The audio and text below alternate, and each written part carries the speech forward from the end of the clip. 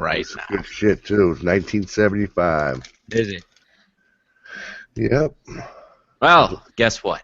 Glenn Morange. Oh, which Glenn Moran? I can't even fucking say it. Glenn Morangi do you have? Malt Scotch whiskey, 1975. What? Okay, Yeah, here's what you need to do. Here's what you need to do. You need to put that in a box Let's send it to you. and send it right to me. Yeah, I'll send this right to you once I get that vape. Oh, see, now we got a good trade going on. No way, this is worth more than a vape. You send me no, it's not. Yeah, it is. Send me the bottle of Glen Morangi. This cost $119. $119. What's 50, 60 bucks between friends? So yeah, you put that in a box, you slap my fucking address on it, and you send it off. It says handcrafted by the 16 men of Tain. Why does taint need to be in that? No, not taint. I know, Oh. I know it's not, but it just reminded me. Anyway, we're live, Tommy. By the way, just in case you. I just Don't you want to still talk owe him about $10? Yeah, that's right. Who owes who? What? You owe me $10 because Trump won that state. So therefore, now it's even a bigger difference now. And there would Wait. be who owes whom, for the record. There you go. Objective case. Let's Are not. we really forget. live? Yeah, we're live. Yeah, we're live. Let's not forget. Let's not forget that we are live right now. that the objective case is important in speech. Bingo. All right. So, everyone, welcome to another fucking amazing episode of Therefore God, your weekly secular news and discussion panel. I'm Meridian Frost, and with me today I've got Grappling Ignorance and Tommy from the Bronx. And Hey, also, later on today, we will be... Dexter! Oh, shit, stop it! Stop it. Real professional. I can't fucking believe what's happening behind me, and you wouldn't either if you were here. Well, tell us. Oh, whatever. So, I'm not gonna be giggly this show. I promise. Right. I'm You not. already are. I'm not gonna giggle. Jesus fucking Christ, Dexter. Oh my God. He's See, licking his balls. we keep the office closed. Looks like it. We keep the office door closed. Normally, we keep it closed. God, it's disgusting. We keep it closed because Dexter likes to shit in this room. For some reason. We're perfectly happy going outside, whatever. He does his business, he comes back in. No problem. No fucking problem. The minute Dexter gets into this room, for some horrible reason, he just drops a deuce. Doesn't matter, who's around. I mean, and I'm looking at him, and he's crowning. I'm like, Dexter, seriously, dude. And he just looked at me like, what the fuck do you want, man? Well, now I know when I come over, I know where to shit.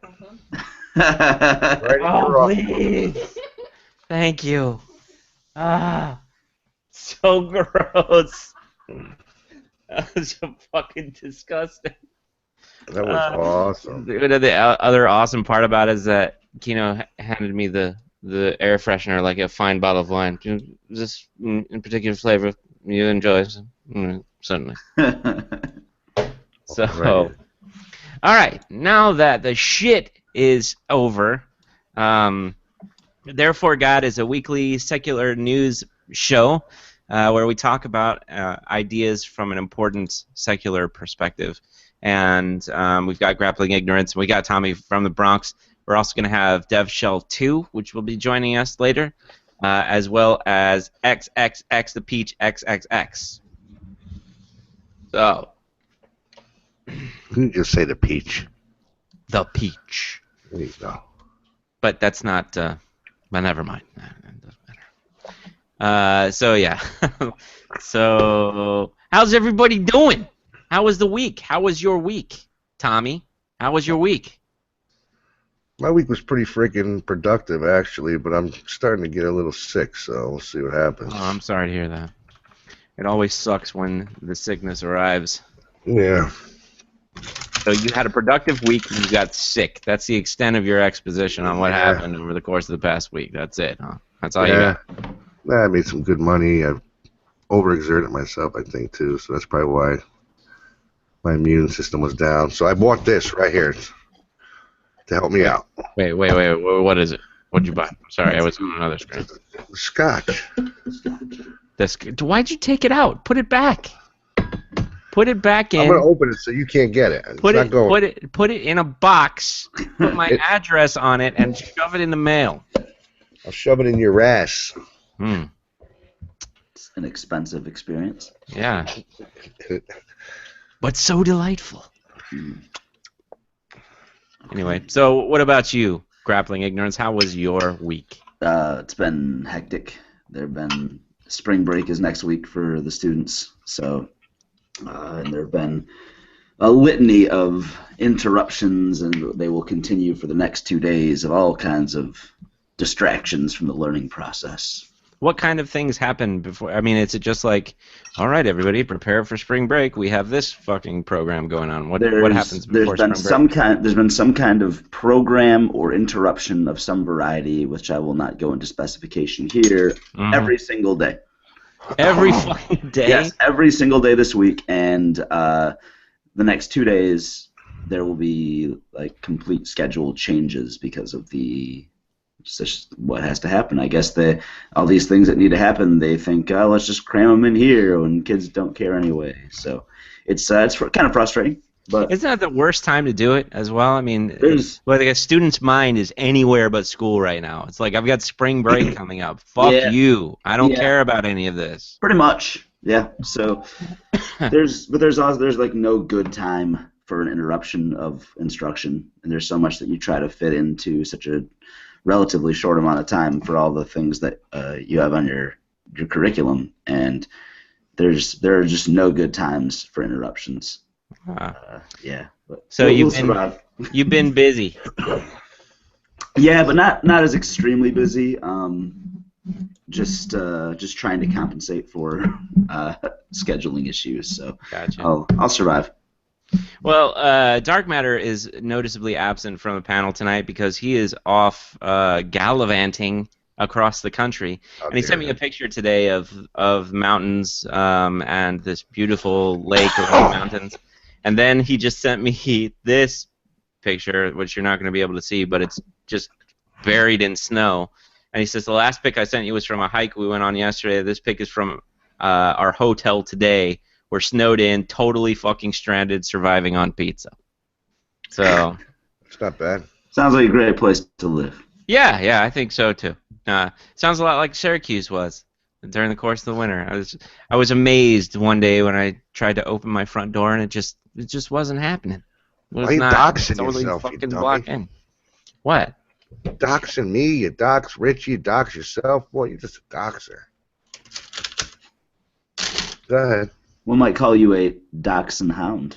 Then you'll shit in your office. You're fucking killing me. Dexter is killing me. Holy crap. Literally. Yeah. So my week was fantastic. Thanks for asking. Aside from having to work and be away from Kino, I just had a phenomenal week. It's been amazing having her here. And oh my God, fuck you, Tommy. That's what I have to say to you. Fuck you, guy. Okay. You done? Are you finished? I'll continue a little later. Yeah, I bet you will. So I did some casting. I cast a couple of keys and had a few moments of sheer terror yesterday, but that was remedied. And just been generally enjoying my life and feeling really fucking good about where I am and where I'm going. So, yeah, things at work are even starting to calm down a little bit. Today was exhausting, but other than that, it's been pretty good. It's been not terrible, which is fantastic. So, today we are going to be discussing politics and terrorism. And when I told Grappling Ignorance what the topic of the show is going to be, he was like, "Joy." Yeah, fun stuff. Yeah, it's the best thing ever. And when I told Kano, she was like, "So Trump." Yeah. So you're gonna have a Trump show tonight. Since he's been the opening topic of the last several shows, I suppose it's about time that we just covered the issue.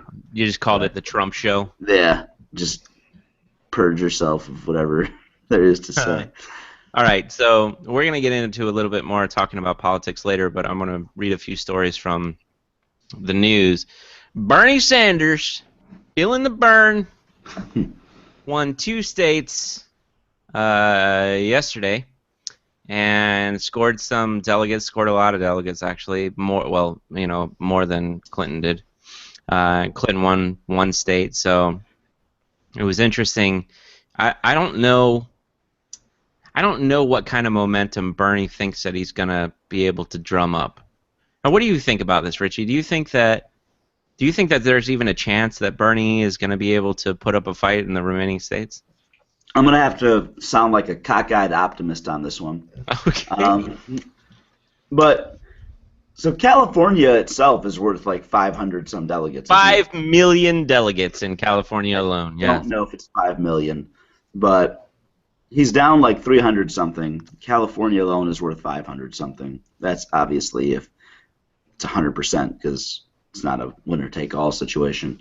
But knowing that, I think you kind of have to continue to, if you have the ability to do so and the drive to do so, which to my understanding he does, you have to kind of see it through to that. And the way he put it, about half of the country still hadn't participated in the voting process yet. So if you believe in what you're doing and you have the funding to continue doing it, then then there's no reason to stop. And I think that the Hillary campaign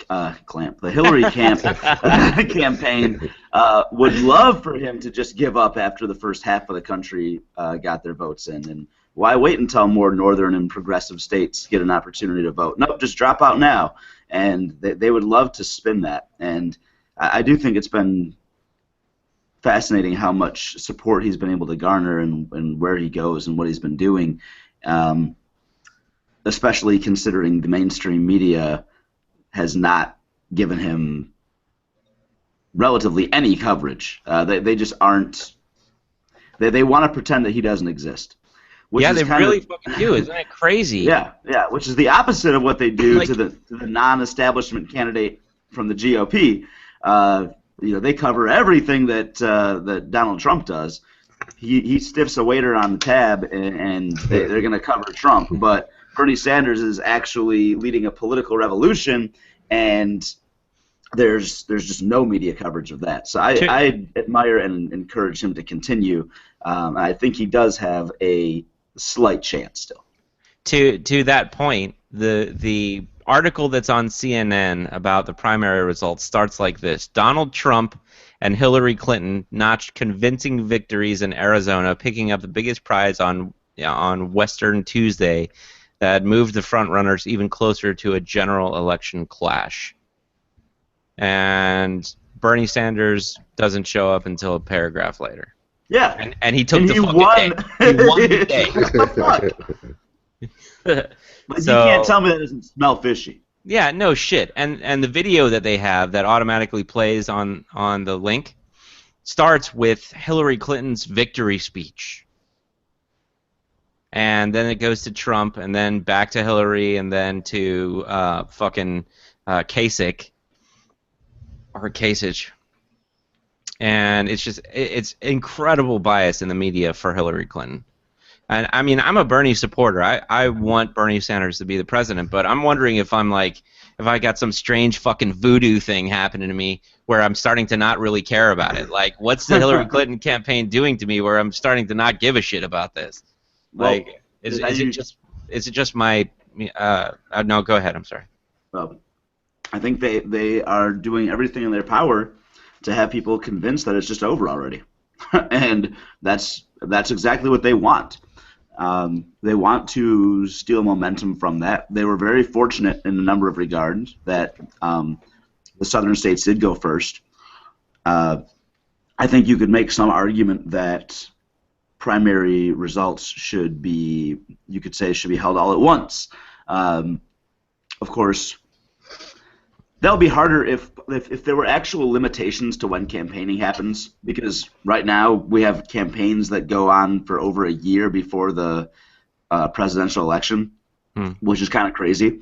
If you think about that, like people campaign for over a year, and people that are already government officials. So, like, you're a senator and you spend over a year when you're elected to be the senator or the governor or whatever your position is on the campaign trail. But to that point, given that you have all that time, having one specific day that everybody could vote for their primaries might be an interesting and possible decision.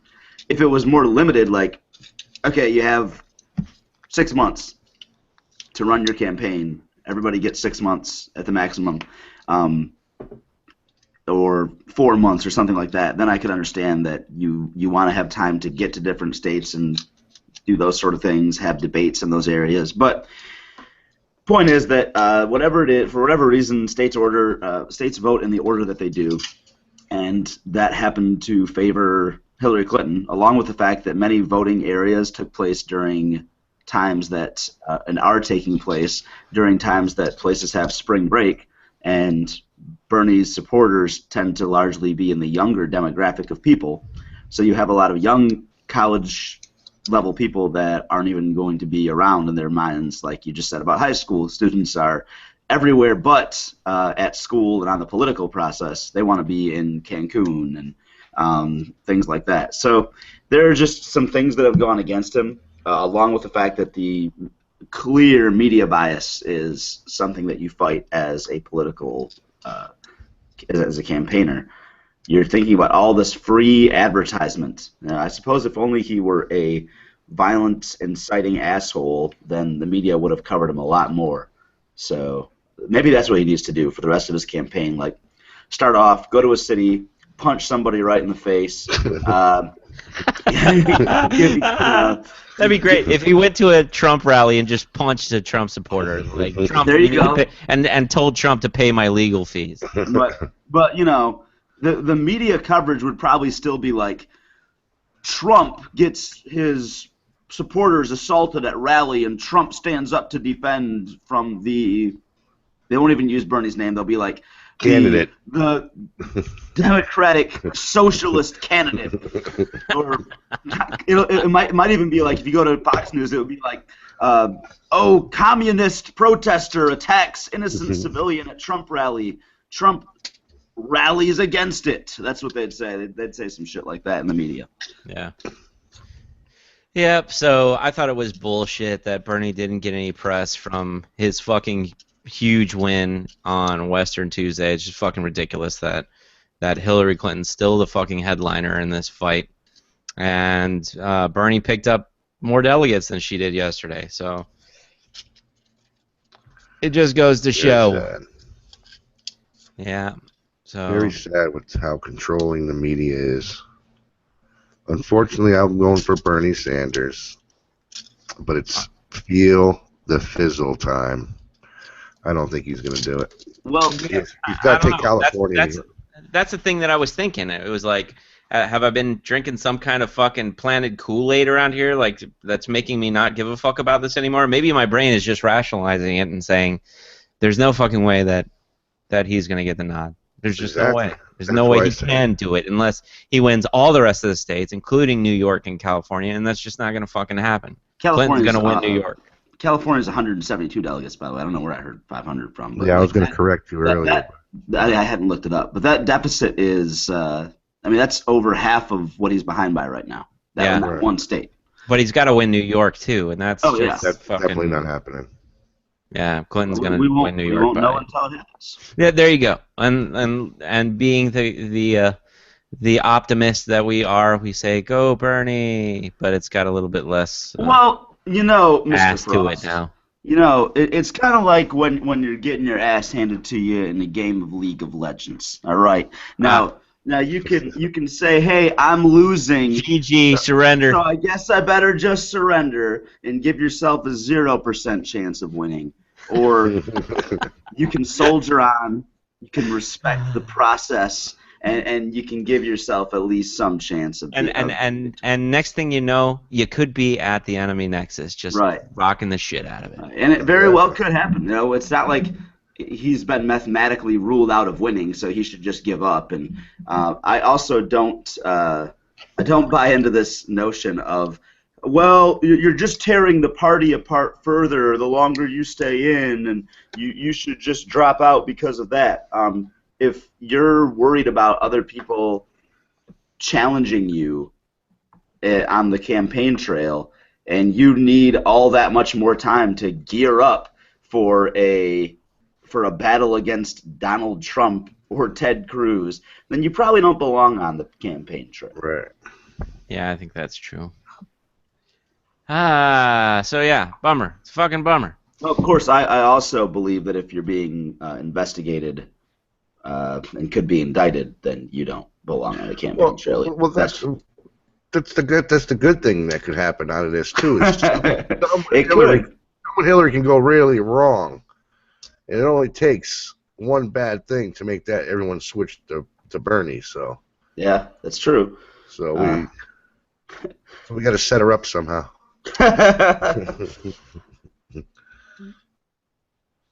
But so it's not until it's okay. over. So this is a funny story that I love. That Donald Trump makes a wild threat to spill the beans on Ted Cruz's wife.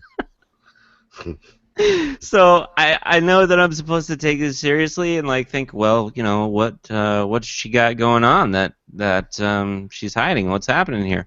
But all I could fucking imagine was Donald Trump opening up some fucking baked beans and just dumping them on to Ted Cruz's wife's head. That's all I can think about. But apparently, because Donald Trump has his wife out there and all of her nude shots. Hold on. What are you uh-ohing? I'm sorry. I was a malfunction on my part. I don't know what the fuck that did that. Anyway, so Ted Cruz's campaign said, okay, you know, the pick was not from us, Donald, and if you try to attack Heidi, you're more of a coward than I thought. So, like, this is just like base stupidity going on between the fucking Republican frontrunners to the presidency of the United States of America. Like, well, how the fuck did we get here? Ted Cruz just, you know, said that the reason why this happened in Brussels is because Trump was the cause of it. I mean, how much bullshit can you get in that too? Because of Donald Trump, what happened in Brussels is because of Donald Trump, what he said about NATO. Yeah, I know. I think I think we all know the reason that there were attacks in Belgium, and it wasn't the first time that the Belgish people. Ever since I heard Eddie Izzard say Belgish, I can't stop saying it. So I always say Belgish people, but I know it's Belgium. So I have to say the Belgish now. But yeah, I mean, they've had some strife going on in that country for quite a while. So it's nothing to do, I don't think, with NATO. So, but the stupidity that has come out on the Republican side regarding the bombing, and hey, Dev, how you doing, man? Regarding the bombing is just fucking ridiculous. Ted Cruz said that we should patrol predominantly Muslim neighborhoods to make sure that there's no trouble there. I agree. That's exactly the kind of activities that led his parents to leave Cuba. So yeah, that's what Obama said. That's what Obama brought up. And there's a peach. I agree with Cruz. You agree with Cruz? You Yep. agree with Cruz? I would fucking doubt it. All right, I have a I would question. doubt that you would fucking agree with Ted Cruz on I have a- trolling I for have- Muslims. I have a question for Tommy. Why do you hate America? Why do I hate it? Why do you hate America? But it's not Italy. Oh, well, He has a good point. America is not Italy. America is That is not. an excellent point. It's also not my sock. It's an objective. It is an objective truth. Like, Hate it because it's not. No, I don't Italy. believe they should be monitoring. I think they should should have cameras in mosques, though. That's what I think. Big Brother should be watching inside the mosques. So yeah, regarding that, regarding that tweet, John Kasich said, "I'm not going there. I'm just not fucking touching it. I'm not talking about it. This is fucking stupid." Which is why I like him a lot, and I think a lot of other people do. It's a shame that he wasn't more forceful in his campaign, especially during the early on in the primaries or in the debates. He just didn't assert himself. And if he was being more himself and not this presidential figure that he was trying to play, I think he would have gone a lot further than his competitors right now. So it just sucks because I don't think I would mind a Kasich government, and if Hillary Clinton was the nominee, I would seriously consider voting for Kasich because he's just not a giant douchebag like everybody else. So that's where I come out on Kasich. I like the guy. yeah, I would Douchebag. like him out of the other three. Did you hear that he lost to Rubio in one of the primaries? Like Rubio, who's dropped out. Wow, that sucks. There were yeah, three for people sure. running, and he came in fourth in one of the states. Poor the guy.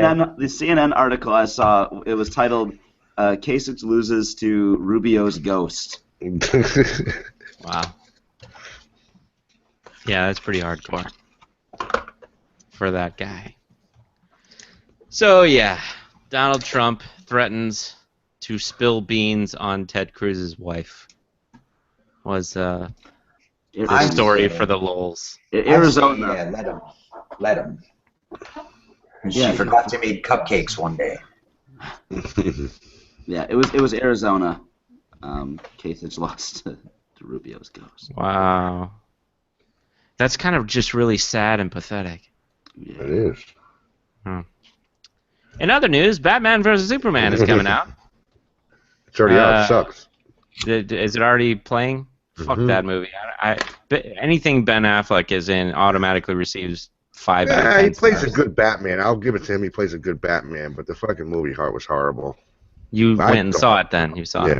Yeah. I won't say that because it's gonna be a spoiler. but There may or may not be another Batman fan on the panel tonight. Just saying. There is. You know. And I'm deeply conflicted as to whether or not I want to see that film because it has a very, very selective certain set of things have to happen for me to enjoy that film. And what I've heard in the trailer alone, they make Batman say, if there's a 1% chance that he's our enemy, then we have to take it as an absolute certainty. And you know how that sounds like really fucking stupid? Yeah. That's why Batman wouldn't say it. So on that alone, I'm like, can't do it. Can't watch him do that to Batman. Yeah. The storyline's all over the place. It's Sorry. horrible. It's a terrible fucking movie, I can tell you. CGI graphics were horrible. Yeah. Just like Mad Max. I knew Mad Max was going to suck. Whoa. It's not in Italy. It's not set in Italy, so Yeah, that's true. It's not Italy. If it was, forget about it. forget about it. Forget about it. Did I do it right? No. Forget about it. There you go. There we go. So, not much else is going on in the news other than a doctor removing the wrong body part from a patient.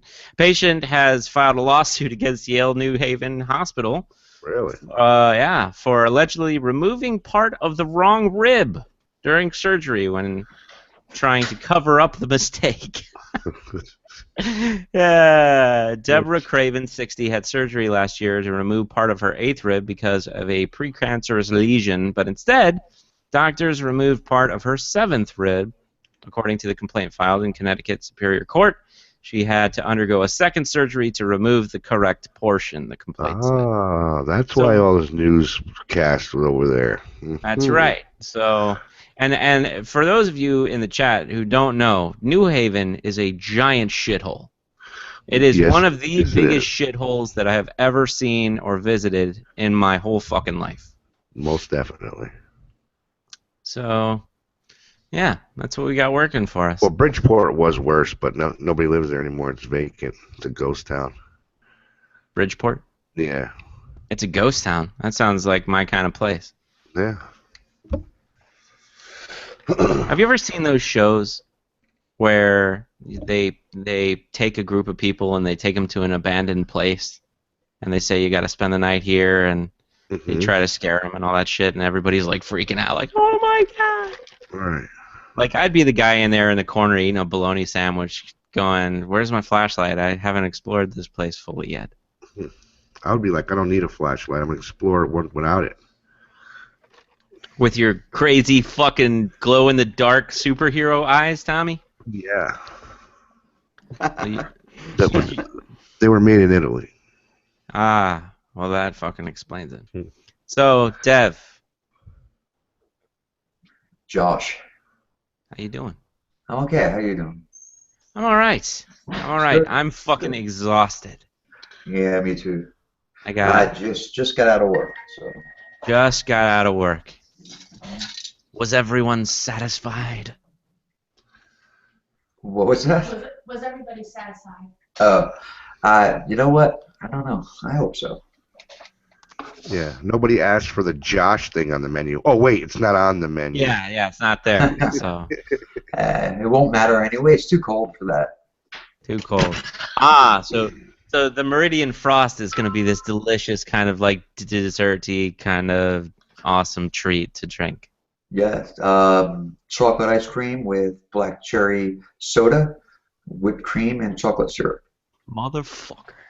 That's exactly what I'm talking about. If I had one fucking thing that I would have somebody name after me, it would be that. That was a remarkably accurate prediction on your part, Dev. Like those are some pretty specific ingredients. Well done. It would be that. I want the Meridian Frost. Give it to me. And I thought about it because you were talking about, a while ago with Shara. We were talking about the menu and dessert names and food names, and I was like, well, if I was going to name something the Meridian Frost, what would it be? And yeah, that's pretty much what I came up with. That works. Well, it sounds delicious, and I can't wait to try it. And you will. I can't wait to try the entire fucking menu. I won't be as voracious as a certain grappling ignorance who will go nameless. But yeah, I'll definitely need a to-go box. How are you doing, Peach? You look lovely tonight. Oh, thank you. So do you. Oh, thanks. What a liar. Oh, She's lying. oh, she's lying. Okay, that makes How sense. dare you call me a liar? Yeah, fuck him up, Peach. Hit him with a pipe. Hit him with a pipe. Whack. Call me a liar, son of a bitch. I didn't call you a liar. She does look beautiful tonight. Tommy, we're still. You're ugly. You're missing the whole fucking point, guy. Oh, did I? I'm sorry. Yeah, you did. You missed my the whole mind's fucking in it. point. Your mouth was full of cannoli, and your brain had ricotta cheese all over it, and so you were having problems processing the Okay. situation properly. All right. Proceed. So, you know what's really? Oh, never mind. I'm not even gonna go there. All right. So tonight, chatters, if you like the discussion that you're hearing, please click on like and subscribe to this channel. We'll be here every Wednesday night, whether we like it or not. And every Wednesday night, 8 o'clock Eastern time, This is Dev's first appearance on the show, so we're happy to have Dev here because he undoubtedly has some interesting insight into things that are happening in the world. And Tommy really can fucking clap them fucking fingers, can he? Holy shit. It's a skill. It really is. Can I suck at it. Look at that. It's like a machine. What do you got going on with your hands there? It looks. What are you doing? Made in Italy. That's why they're good? Exactly. That's why they can snap? Were you born in Italy, Tommy? Yeah. No. Well, Were you conceived in Italy? Because you said made in Italy. Yeah. That is true. I could have been made in Italy. But no, he wasn't. you? No, he was conceived in a dumpster near the fucking Bronx Zoo. That's where he was conceived. Wow, right outside. Right outside You're the Bronx a liar. Zoo. There's a You're fucking a liar. There's a liar. There's a blue dumpster there. You're and a Tommy's liar. mom and dad said, you know what? You're Fuck a it. liar. Fuck the zoo. It wasn't a dumpster We're going to the outside the dumpster. Bronx Zoo. It was a dumpster inside the Bronx Zoo. Oh, well, yeah, I'm not a liar. I was just mistaken. Yeah. I heard it different. Yeah. So. Yeah, he was probably conceived actually in Jersey at the Hamilton Park in Weehawken, right? Oh, God. Isn't that right? Oh. Hell, I'd rather be in a dumpster at the Bronx Zoo. You're from fucking Weehawken. Come on, who are you kidding? Oh, brutal. That is kind of brutal. Nope.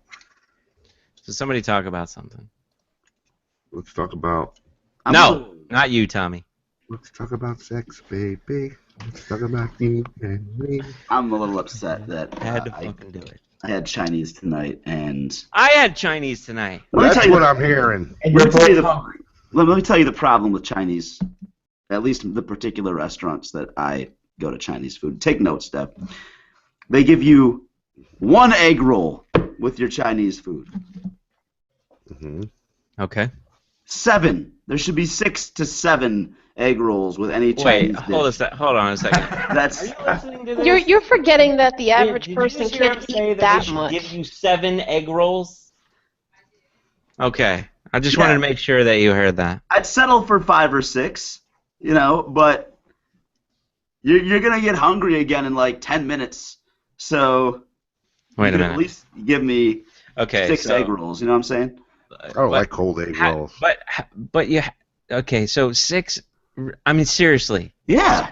Who fucking eats 6 egg rolls with their Chinese dinner? Nobody, Yeah. because they don't give you enough. That's No, my point. you can purchase, sir. Excuse me. You can Yeah. purchase those additionally. Yeah, you're right. That's what I should start doing. Yeah, if And you want how 6 big are fucking these egg rolls? And they're probably exactly normal fucking size egg rolls. They're probably just like, Yeah. look, here's an egg roll. Here's a standard fucking roll of quarters times 0.6 egg roll. Here you go. I like that you have the There's that thing. equation for it. That would be a spring roll. Yeah, this is. No, Yeah, I was going to say 6 spring rolls. I could go for that, but 6 egg rolls? These egg rolls are much better, much larger than that. Like they're a good egg roll. There just aren't enough of them. So you're He right. just wants enough to feed a small Chinese village. Sure, or 1 American citizen. Yeah, 1 American grappling ignorance. That One of will, the 2. yeah, satiating. But see, here's the fucked up part. It's not just eating the fucking egg rolls. He's got the whole fucking meal Oh yeah, of course. after that. So it's not just the egg rolls that he's eating. It's like, okay, I've had my fucking stuff. All right, 6. All right, give me fucking eat 7 egg rolls, and then he's like, the rest. Yeah. Come to my mouth. The rest of this Chinese food. I Oh, need. okay. What does the rest consist of? It should consist of at least 5 or 6 more egg rolls. Is what it should consist of. That's what I'm saying. Meridian Frost. Now that we're What? on this absurd topic of Chinese food and the lack of quantity that they serve. That's a right. perfect portion. Missing. Perfect. Can you tell everybody the story of the time that you ordered sweet and sour shrimp?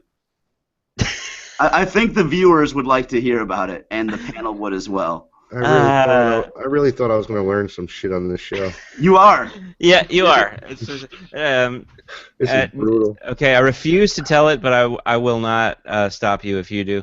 But before you do or do not tell the story of the sweet sour shrimp. You should tell it, but I will if I have to. Yeah, I know you will.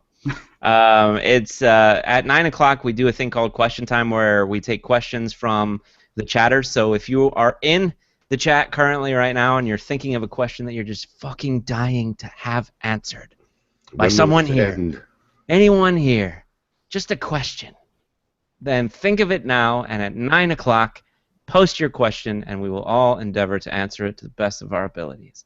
Also, if you like the discussion that you're hearing in the show, please click on the like thumb thing down in the testicle caddy and subscribe to this channel and come back every Wednesday night at 8 o'clock, where we have awesome discussion and awesome people.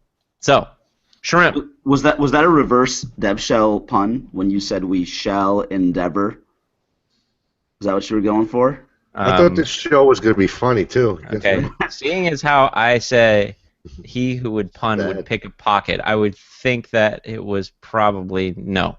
No reference to Dev Shell. All right. So Meridian Frost, when living in the Richmond, Virginia area, ordered sweet and sour shrimp from what shall remain a nameless Chinese food establishment. And he goes there to get his sweet and sour shrimp, and he tells them that's what he ordered, and they bring it out to him, and they say, "Sweet sour chicken." And he said, no, I ordered sweet and sour shrimp.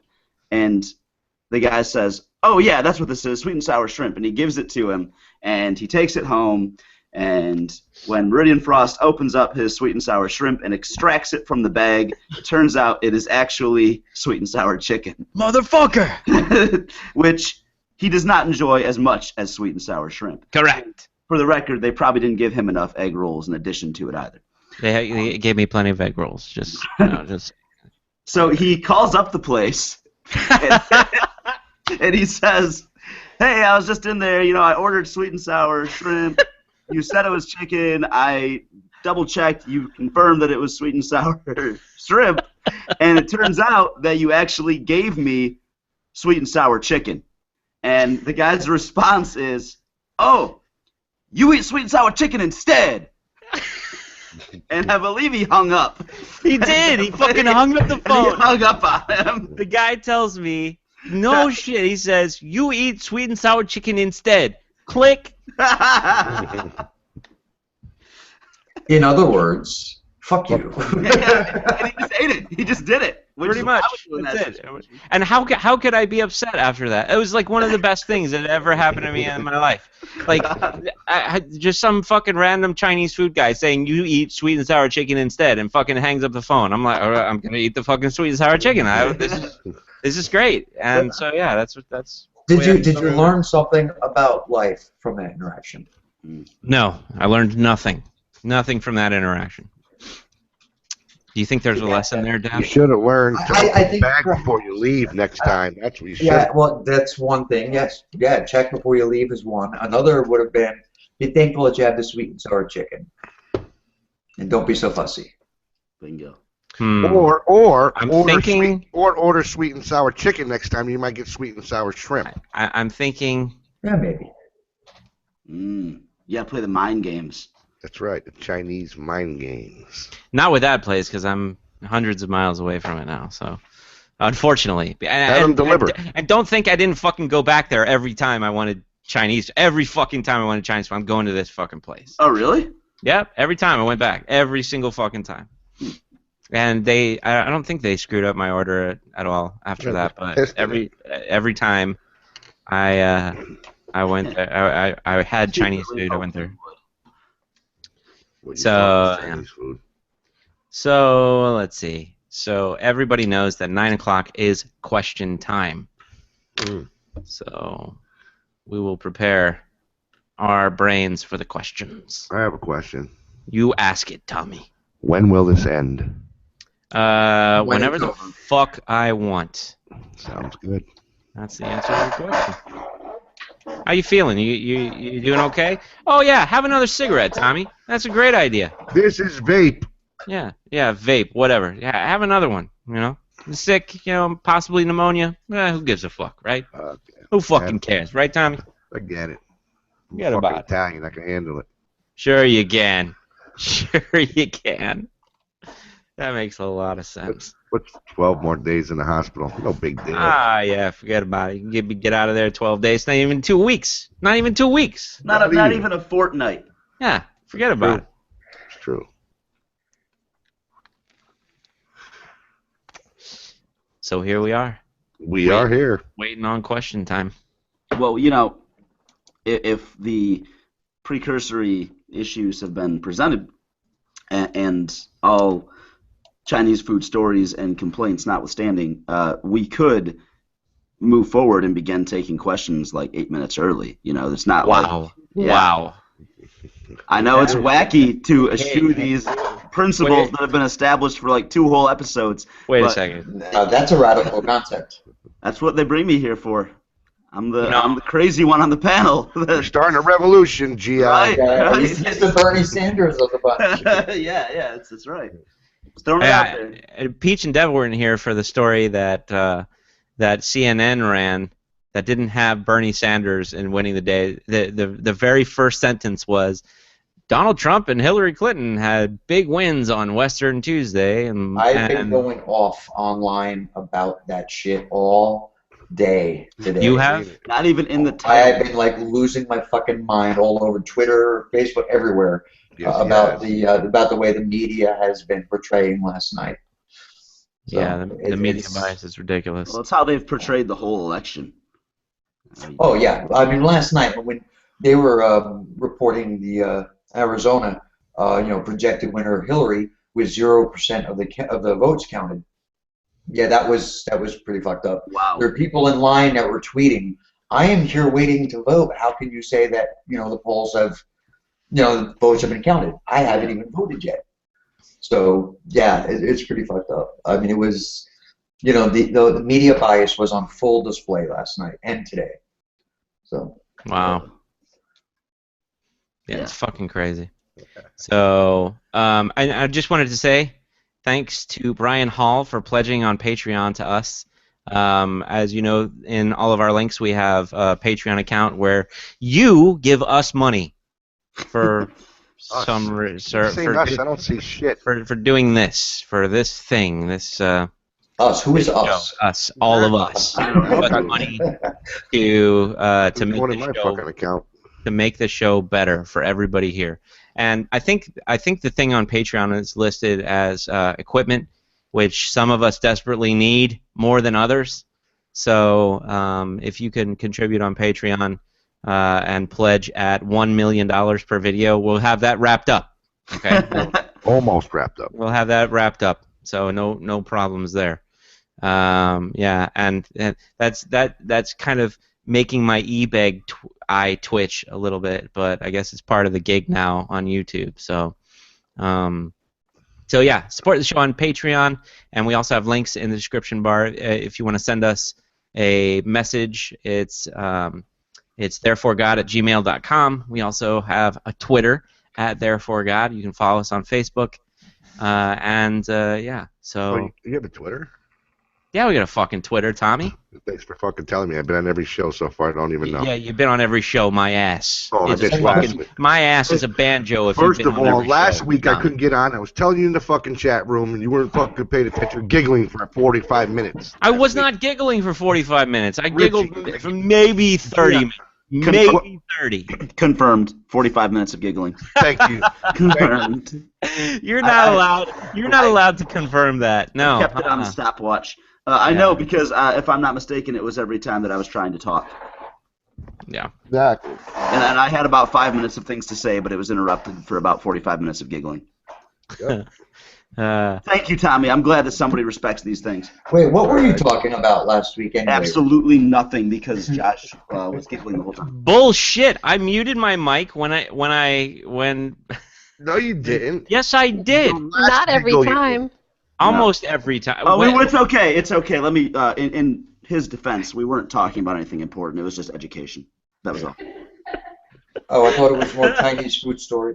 But it was so funny. I couldn't help it. It wasn't fair. No, you're absolutely right. The future of our youth, the thing about which I've devoted my life's passion, is it's pretty giggle worthy. Yeah, it is actually. It's kind of funny. We've had this discussion before. Don't make me fucking tell you why it's giggle worthy. Oh yeah. Yep. Lots of laughs. But that's not what I was laughing about. Of course not. No, sir. No, sir. Was not laughing. You were just laughing in the face of it. Dismal, fucking miserable career. I was not laughing about that at all. Shots. Yeah. Shots fired. Just saying. Saying. Yeah. But you already know this. Right. We've spoken about this into the wee hours. Correct. Wait, GI, you're a teacher? Yeah. No. Yeah, I dabble. Just a hobby. Just a hobby. Yeah, I go in my spare time. Ha!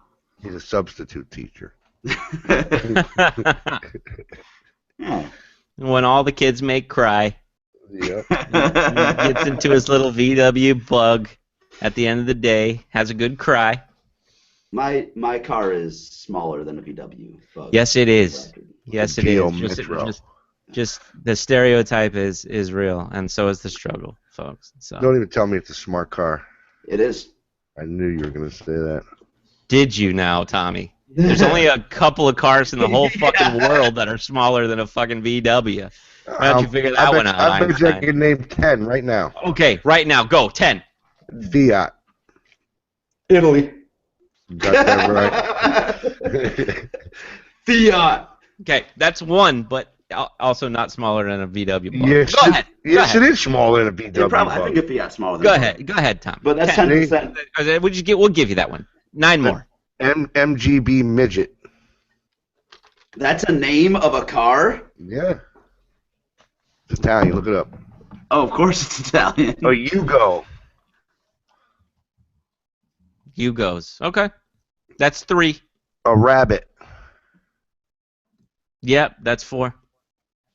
No, that's 5. You're right. No, that's 4. Mini Cooper. 5. That was my next one. Okay, that's 5. A Triumph TR7. No. Yes, it is. No. It is so smaller. No, it isn't. Oh my God! It's like a go-kart. No. Try again. Oh, a Triumph Spitfire. The motorcycle? No, the car. You don't even know cars. Why am I talking to I'm you? not even fucking familiar with the Triumph Spitfire. Because you were a fucking moron. Oh, that makes sense. How about a Datsun B210? Nope. Bigger. That's small. No, it's not. How Yeah, about it a is. Dachshund Hound? How about shove it up your ass? But not a car. So you got 6, Tommy. No, 7. You didn't count Geometro, the first one I said. I said, okay, so yeah, Geometro is smaller than a VW Bug. So you got 7. I got, what, another minute left till 9 o'clock? I know there's 10 out there. Well, the smart car itself, that'd be 8.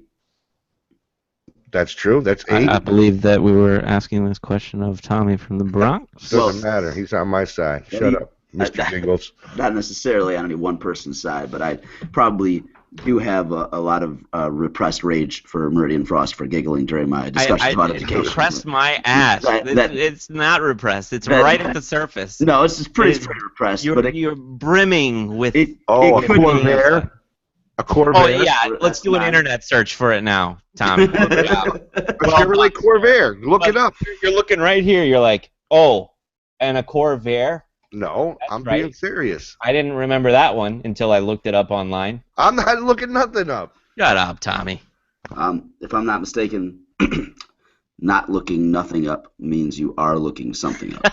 That's just English. He's giggling again. He's giggling. Hey, because someone said something humorous. Oh yeah. Not you. Oh, that's how it works. That's how it works. All right, so it's 9 o'clock. There we go. See, I wasted a good amount of time. Go ahead. 9 o'clock. Filled time. And that means it's question time. And sorry I don't have any dubstep music to play, or I would be playing dubstep music. Oh, a Fiat Spider. Someone wrote. Good. Shut the fuck up, Tommy. Anyway, from the people in chat, do you have any questions for us today? That is not car related because I was seriously about to fall asleep. Yeah, I probably could have fallen asleep to that as well. Yeah, me too. I was just about to too. I think we're all gonna fucking fall asleep. It's agreed that we're never going to talk What about is cars the for 4 best minutes. Chinese food? I've still What- do never you- had sweet do and you- sour shrimp. Do you mean what's the best Chinese food dish?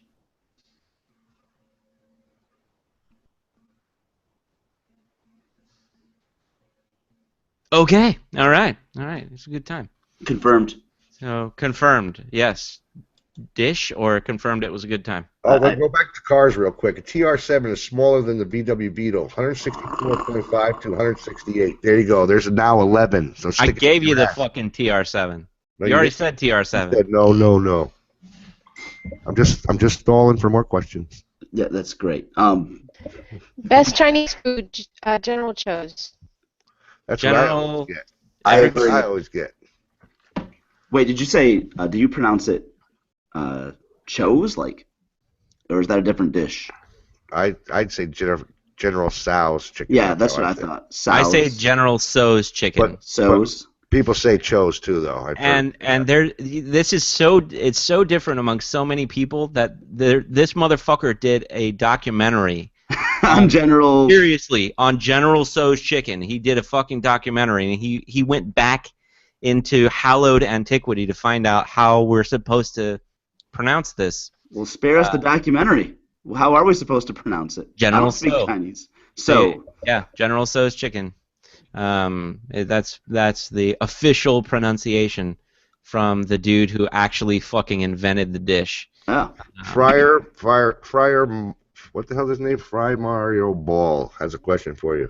Okay, so but we're not all done. yeah. That's Can not- we answer General- the first General question Tso's first? Not my fucking favorite Chinese. Get fucking schlep rock. Well, that's a good question. My favorite Chinese food has got to be sweet and sour shrimp.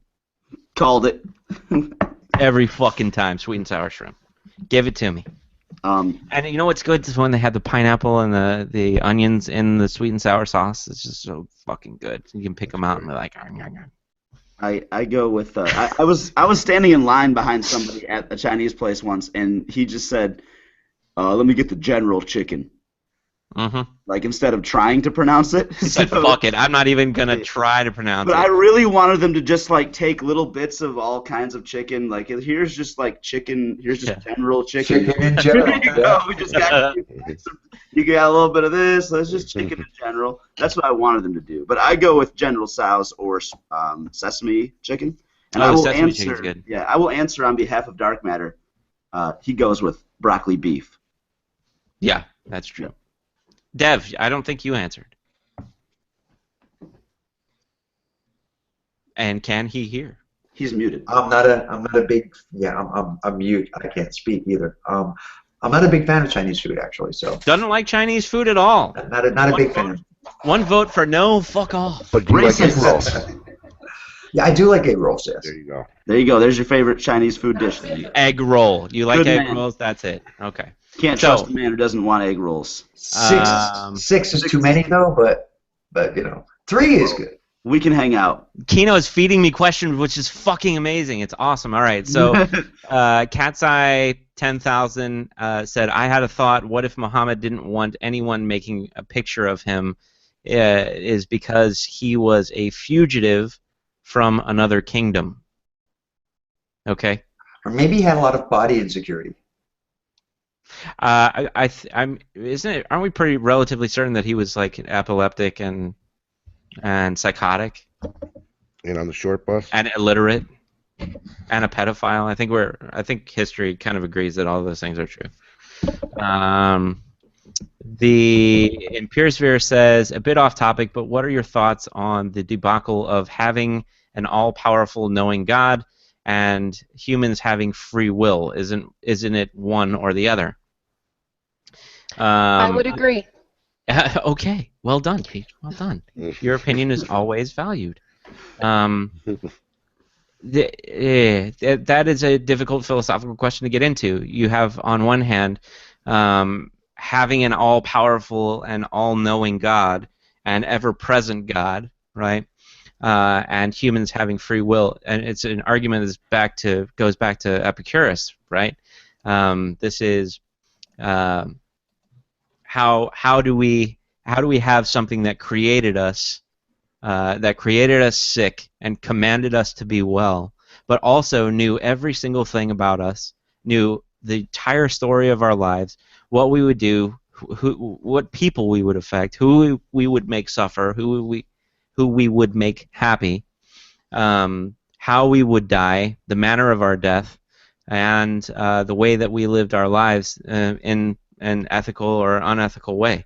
So it has to mean that God creates people without free will, but with predestination. So it's got to be one or the other. It can't be both, because in the sense that God is this all-knowing, all-powerful, ever-present being, if He creates something, it's just like a box of Tinker Toys. You can go to your shop and make a bunch of shit and manipulate it however you want, but at the end of the day, that thing is going to do exactly what you wanted it to do without any outside force.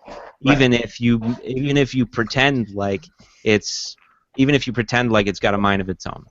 So right, as long as the outcome is assured, it doesn't matter what choices are really made along the way, because the outcome is already written, and he would already know that. Well, he would already know your choice too. He would already know that you jerked off last night and ate a Twinkie. I mean, he already knows this. There is a God. He's like, he's gonna jerk off tonight and he's gonna eat a Twinkie. Well, I mean, that's why I tell people when they ask me about being a non-believer, being an atheist, when they pull the whole thing about, you'll find out, and if you want to know something, if you're right, then he already knows I'm an atheist, and he has a plan. Well, my being an atheist is a part of his plan. So why the hell would I want to fuck with that anyway? I mean, it's always been a ridiculous position, to try to tell somebody who says they don't believe that they're wrong. Because actually, no, you have nothing to base that on, because my being a non-believer may be predestined by your very same God.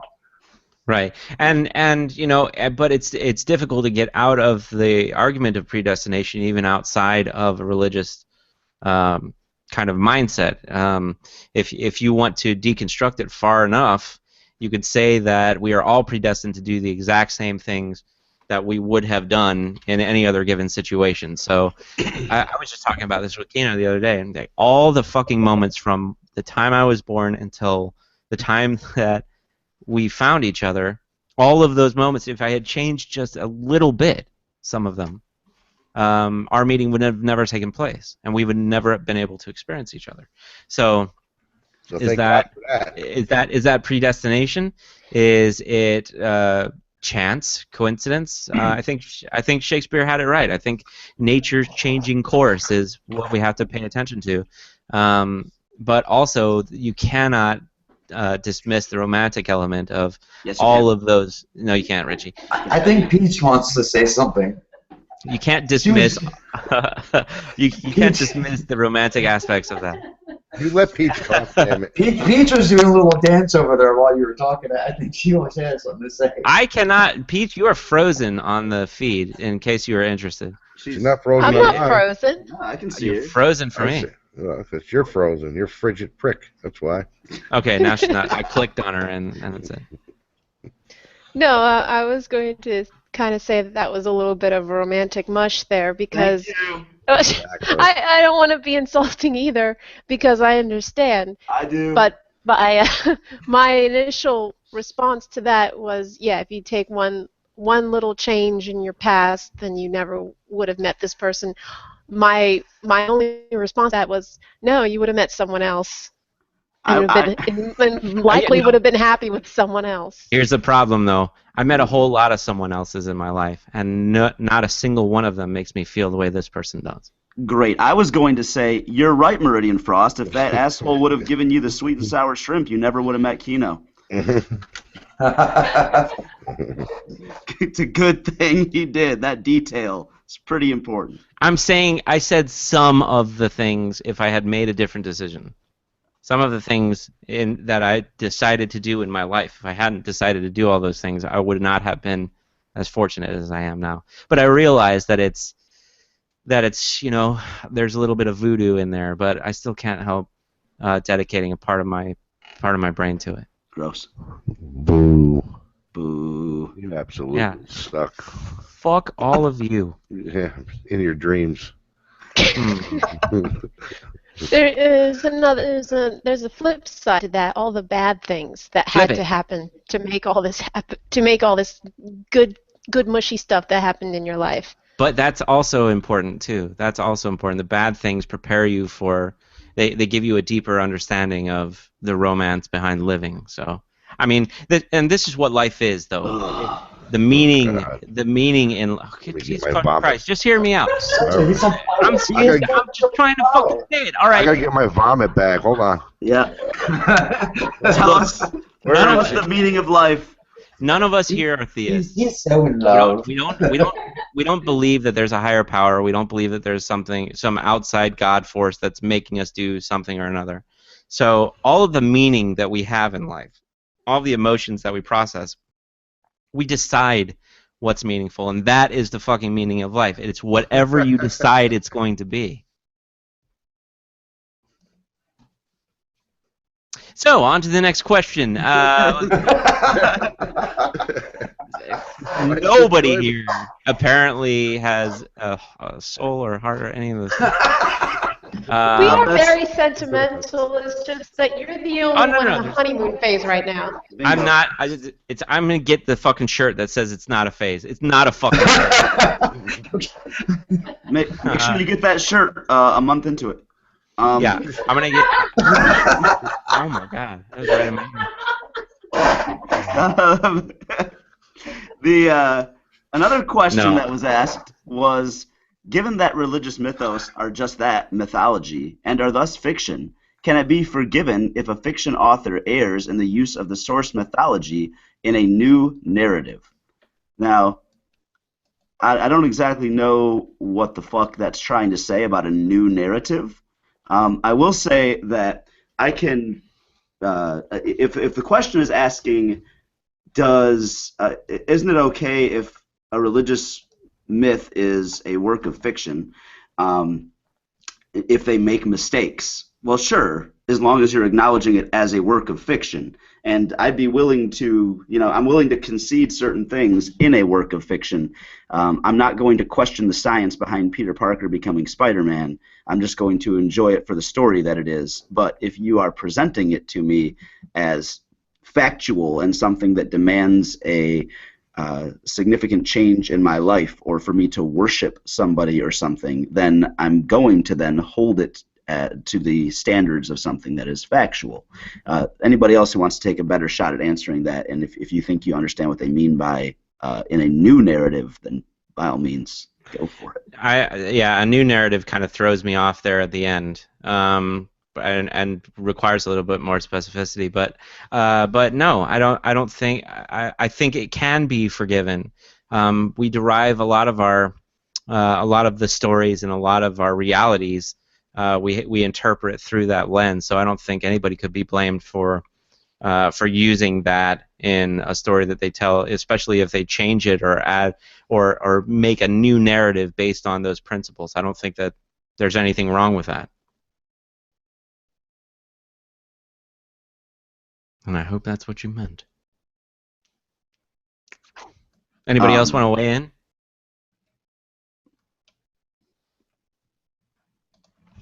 No? Anyone? Okay. The next question, what do you think of the position that the reason for the horrible atrocities being committed in Islam is simply because it has not gone through the reformation that Christianity has? Islam's gone through a shit ton of reformations. And I would also say that it's not Islam committing the atrocities, it's radicals, fanatics. And they exist in every single religion, every single group. So there's always going to be the craziest people committing the heinous crimes against humanity. So I know that a lot of people don't really like that answer, but nope, you are now is the answer. forever branded a Muslim apologist, and you And are aggressive. You are aggressive, and you're everything that's wrong with America. Thank you, Peach, for joining my ilk. Donald pleasure. Trump, Donald Trump, Donald Trump, Donald Trump. Wow, Dev, this is being recorded. That's definitely going to be on a video somewhere. I know, right? Well, I actually believe that, yeah, part of the reason, and again, that's important, part of the reason is it hasn't gone through the same taming that Christianity has. I think a lot of, or most of the world's Muslims spent a good deal of the last 1,000 years kind of isolated, where a lot of their beliefs festered. And in a modern world, yeah, among the radicals, among the more diehard, that's going to cause some problems when it butts up against, I hate to say enlightened West, but more advanced civilizations, let's say. And again, I think it's part of it. It's nowhere near all-encompassing. Well, someone in the comments said that unfortunately the craziest among Islam are the majority and the norm. Obviously, I disagree with that, but maybe it's because I did grow up in a. I'm hearing a serious echo here. That probably Maybe it's because I did grow up in a. There you go. Yes, that's much better. Thank you. I grew up in a heavily populated mixed community where it was a lot of Muslims. In fact, it's like the second largest Middle Eastern Muslim community in the United States. And what I've noticed... I'm sorry, did you get bombed when you lived there? Not by the Muslims, no. No, okay. Just no. Where I was going with this, what I've noticed here in the States, as opposed to, let's say, the UK, where maybe radicalization is a little easier for the for the radicals, we don't really have Muslim ghettos. You know, they don't really isolate themselves like as much as you probably would expect them to. I mean, yes, they will obviously have larger communities in cities, but it's not like people are pushing them into these specific spots. They are completely ingrained in our society. So to say that that is the majority and the norm, I think it really all depends on where you're talking about. Because if you're talking about the United States, that's just not the case. And I would argue that Peach's experience growing up in that environment makes her more qualified to speak on the issue, but I know that many who would call that position one of a Muslim apologist and a regressive would say that that just means she's biased. I lived for a number of years actually in that same community that Peach grew up in. I lived for a number of years in Paterson, which has the second largest Muslim population in the country. I worked with a lot of Muslims. I knew a lot of Muslims, was friends with a lot of Muslims, and yeah, there was nothing different about their daily activities or the way they conducted their lives than anybody else. And they were completely ingrained into the American fabric. They were part of the community. They, just like anyone else.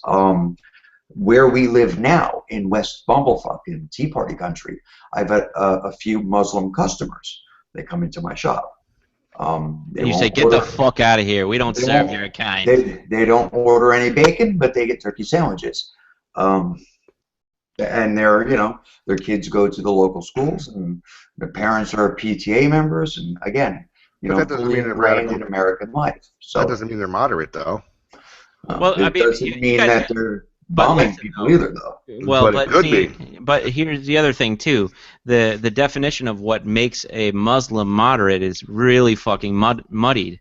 Yeah. And we were talking about this on the Islamo-splaining show that we had when Steve Shives was in here. We were talking about the definitions. Theoretical bullshit was in here, and he was talking about the different definitions of what we consider to be a moderate Muslim, and moderate Muslims have some pretty fucking insane ideas about how to get along in life. This is a moderate group of Muslims. There's a questionnaire, some kind of questionnaire online that was done either by Pew or it was another reputable source. I'm sorry I don't have it off the top of my head, but it showed the ideas that moderate Muslims thought would be okay in society, and they were fucked.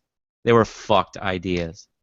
So and they took polls of Muslims living throughout the world, but it was true that more kind of laid back Muslims were in the United States, but the United States has its fair share of crazy ideas. What do you mean by crazy ideas?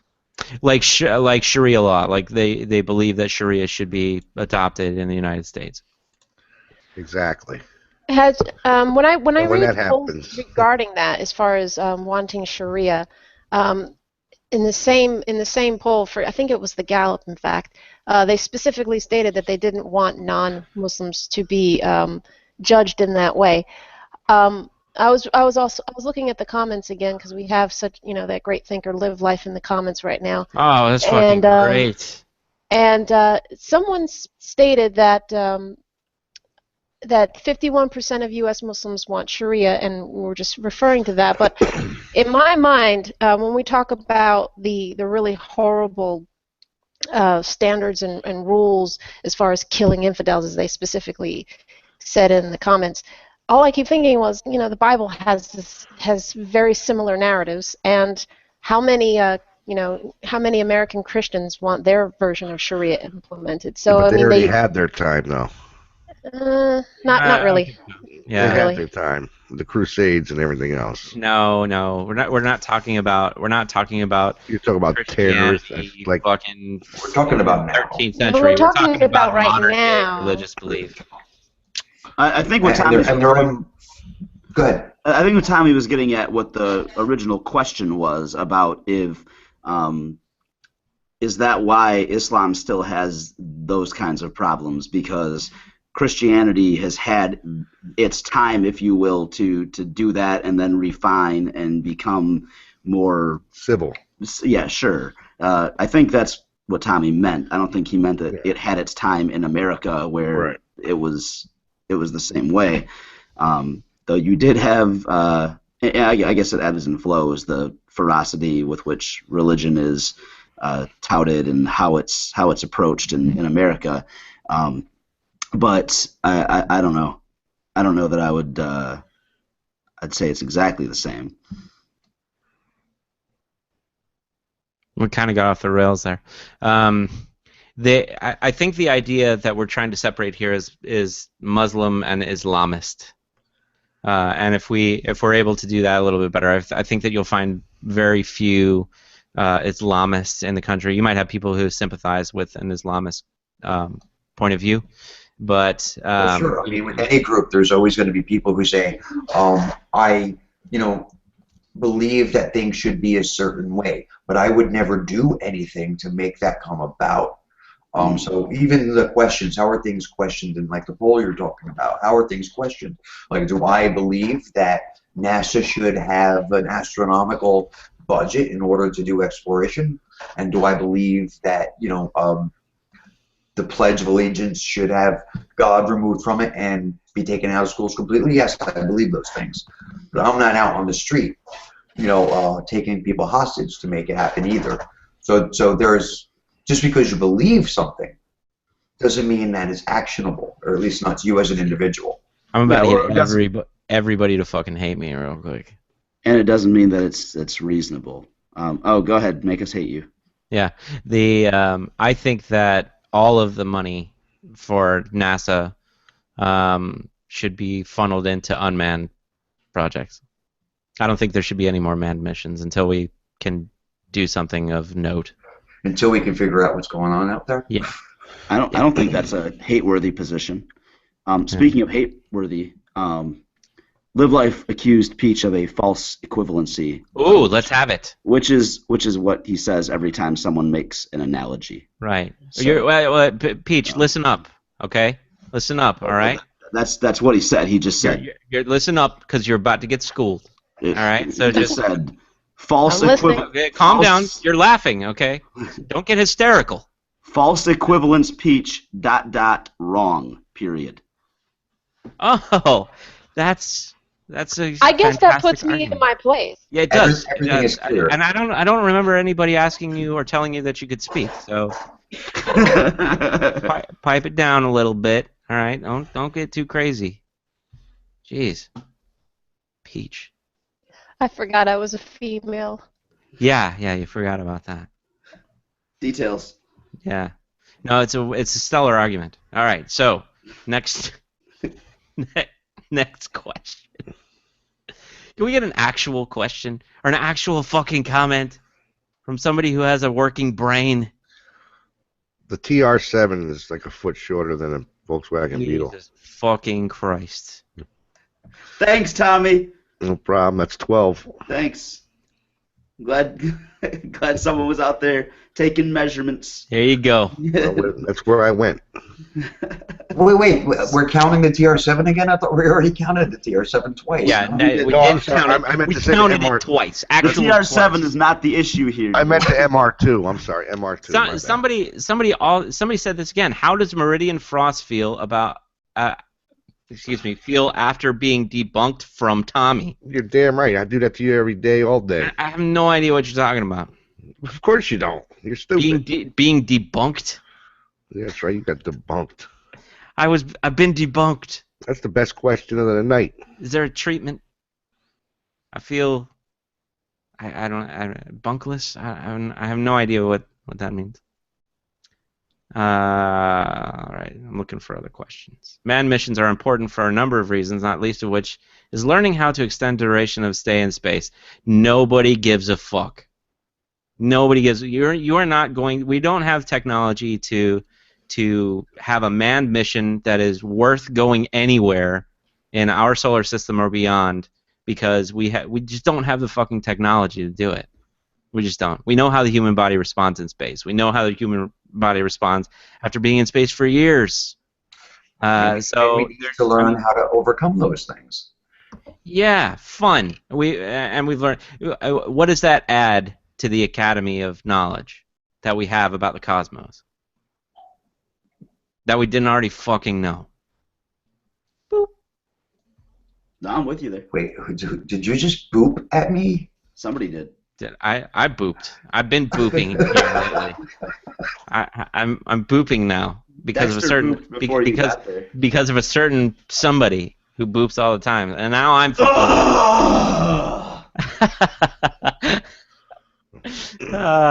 I know in my heart that she's smiling right now.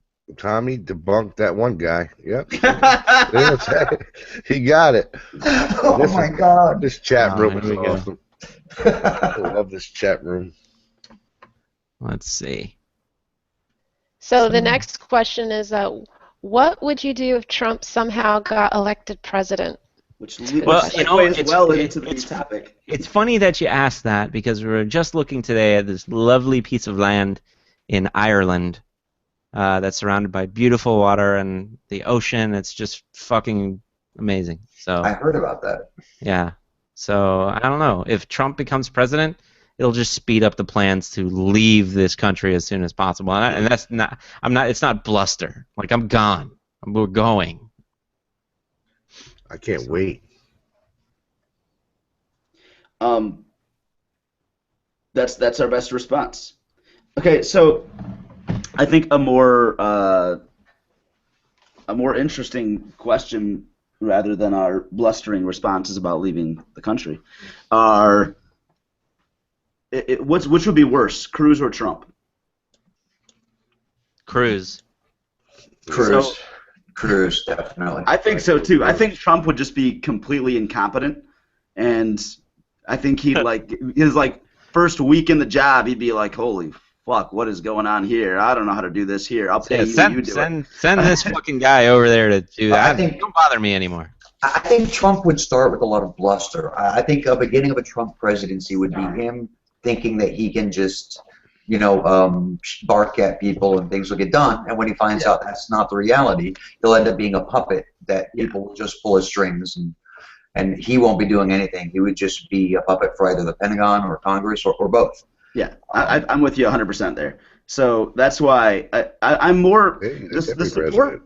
The support behind Trump is more a concern to me because of what it says about the American people than what it says about the elected official himself. I'm not, though I don't want Trump, like, can you imagine, like, I think I might have asked this before, him dealing with something like the Cuban Missile Crisis. Like, I don't want him in a situation like that, but barring something extreme like that, the person himself doesn't disturb me. Whereas Cruz is an actual politician with the actual understanding of how to really get in there and fuck things up, with plans to do so. So that being said, are we leaving the country if Ted Cruz is elected president? I'm going to Italy. I don't think that I would want to be anywhere near America if either of those two people were presidents. Yeah. But I think Kino said something. He said somebody scolded me for wanting to move away from the states if Trump is elected, stating that it's my responsibility to assist in changing the country for the better.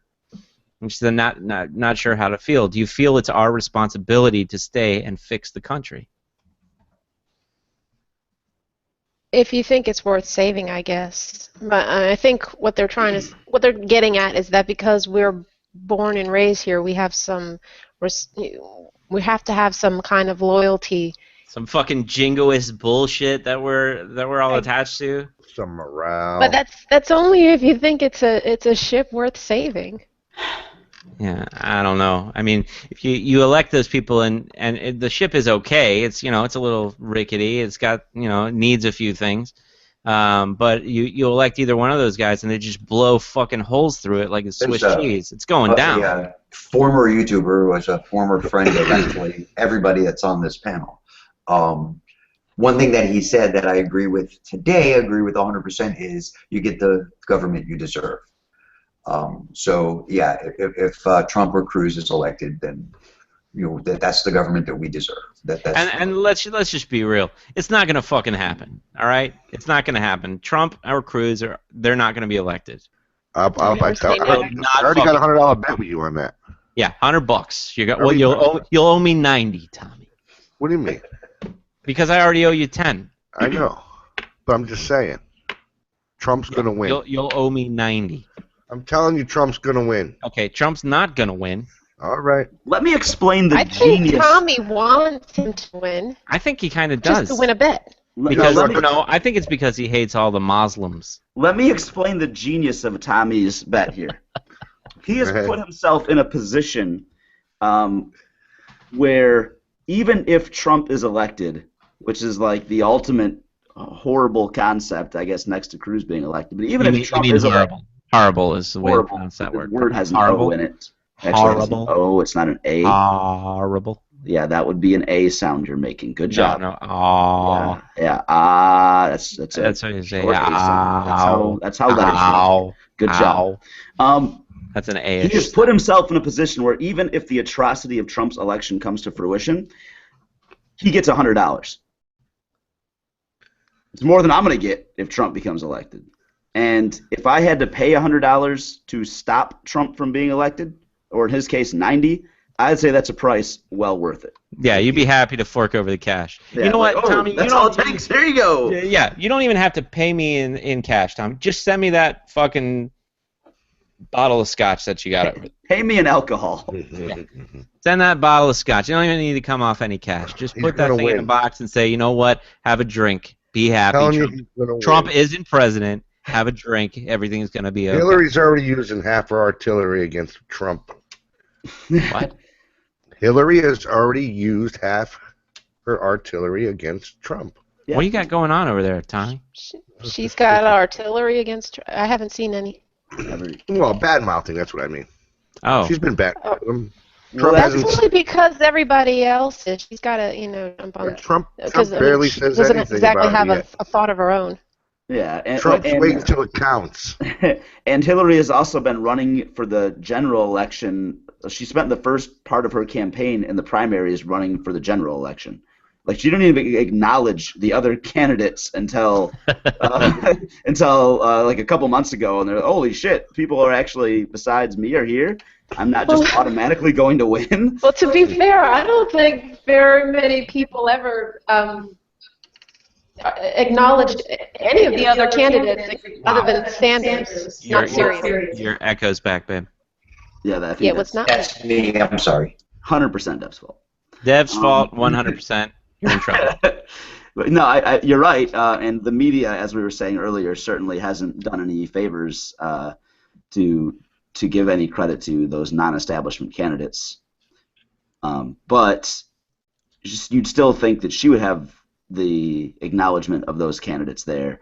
But yeah, I mean, the first Democratic debate was very difficult to stomach because it was like, what was it, 3 or 4 people, and then Hillary Clinton, like 3 or 4 people debating with on the actual points and responding to one another's issues and claims, and there's Hillary Clinton like just running for president against the Republicans. And then especially early on in the GOP debates, it was like it was like 9 people all running against Obama. Like they weren't even running against each other, or they weren't trying to go for to address each other's arguments. They were all just explaining how bad Obama is, and you know that was so. It was Hillary Clinton ignoring the fact that there are other people on the Democratic ticket, and then it was it was all the Republicans ignoring that there are Democrats who aren't President Obama that are going to be running against them. Well, I think that was before Hillary realized that she actually had a contest on her hands. She probably thought she had it in the bag. Yeah, absolutely. That's why she was acting that way. For sure. Well, somebody said, "Will y'all vote for Hillary if Bernie loses?" I will hold my nose and do so. I feel like we've answered that, and that seems to be. Is there anybody on the panel that wouldn't say what Peach just said? What? I didn't hear what Peach said because Dev was breaking the show again. She said, in the exact same words that that Rational Warrior said when he was on the show, he would hold his nose and vote for Hillary Clinton. Yeah, so would I. Is there anybody on the current panel that would not? Tommy wouldn't because he's voting for Trump. No, I'm not, but I'm He saying wants he's that gonna fucking win. wall. He wants that wall, baby. Give me that fucking wall. I'm And not if voting for the Mexicans complain about it one more time, complain about having to pay for it, another 10 feet gets added to the wall. That thing's going to be like 1,000 feet high. Yeah. You're going to need every inch, too. But Shayra won't. Correct. Yeah, we had like a 30-minute, 45-minute. Tirade. Yeah, good word for it. A tirade about that. Yeah, that was... Yeah. I shall stop short of calling it stupid. You already And- said too late. Ponytail is in here. Ponytail has my favorite internet YouTube username. Because she spells it Pwnytail. Yet she makes no ponage videos. Interesting. Fascinating. A wasted perfect name. But I haven't seen her. She used to follow us on Blog TV. She was in those shows a lot too, so I'm glad that she's here. Can jet fuel melt steel beams? Apparently you can. Yes. It can't. It can't. It cannot. But it can make them weak enough to where they bend like a piece of paper. And Correct. fire is what would be doing it, you know. Yeah, the jet fuel itself would not be doing anything. It's the fire that results. Well, Right. jet fuel burns at a specific temperature. Yes. So 680 degrees. and that's what they're saying. The jet I fuel know. doesn't burn hot enough to melt steel, so therefore bullshit. Therefore bullshit. But also, it's a closed, big fuck off closed building with a giant fuck off fire inside of it. It's going to retain more heat. It's going to get hotter. The other things are going to fuel this fire, and absolutely will get hot enough. Not by the way of jet fuel, but from the catalyst of the jet fuel starting the fire, it will get hotter because of all the other shit that's burning up with it. And it being up how many feet in the air? 1,300 feet in the air where the wind gusts at like 40 miles an hour constantly all the fucking time. So, yeah. No, it won't. Jet fuel itself that's on fire will not melt steel, but jet fuel itself that's on fire will make steel like silly putty.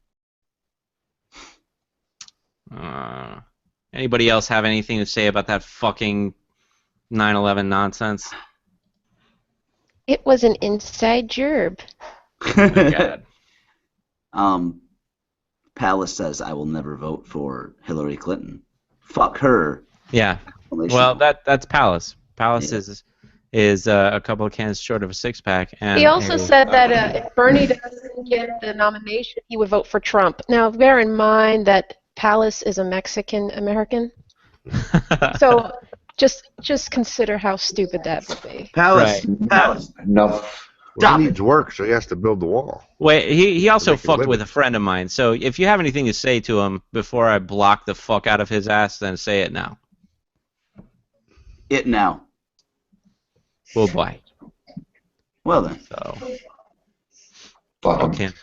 Censoring fucking monger, you. No. When you fuck with my friends in a way that makes me want to beat you up. Why, did he say Badly. something about me?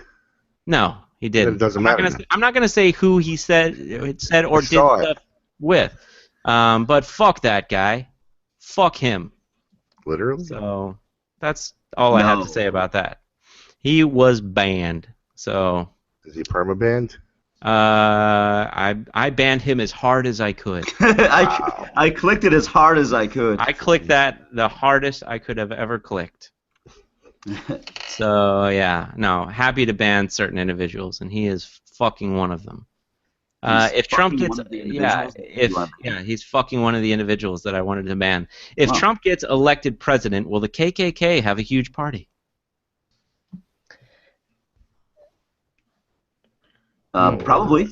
I think they'd have a party anye. So I couple can't of, really. I'm not in the KKK loop, so I'm not sure how often they Yeah, right. conduct festivities. But they might have one, every other Tuesday. So I'm sure there are going to be a lot of white supremacists that would party.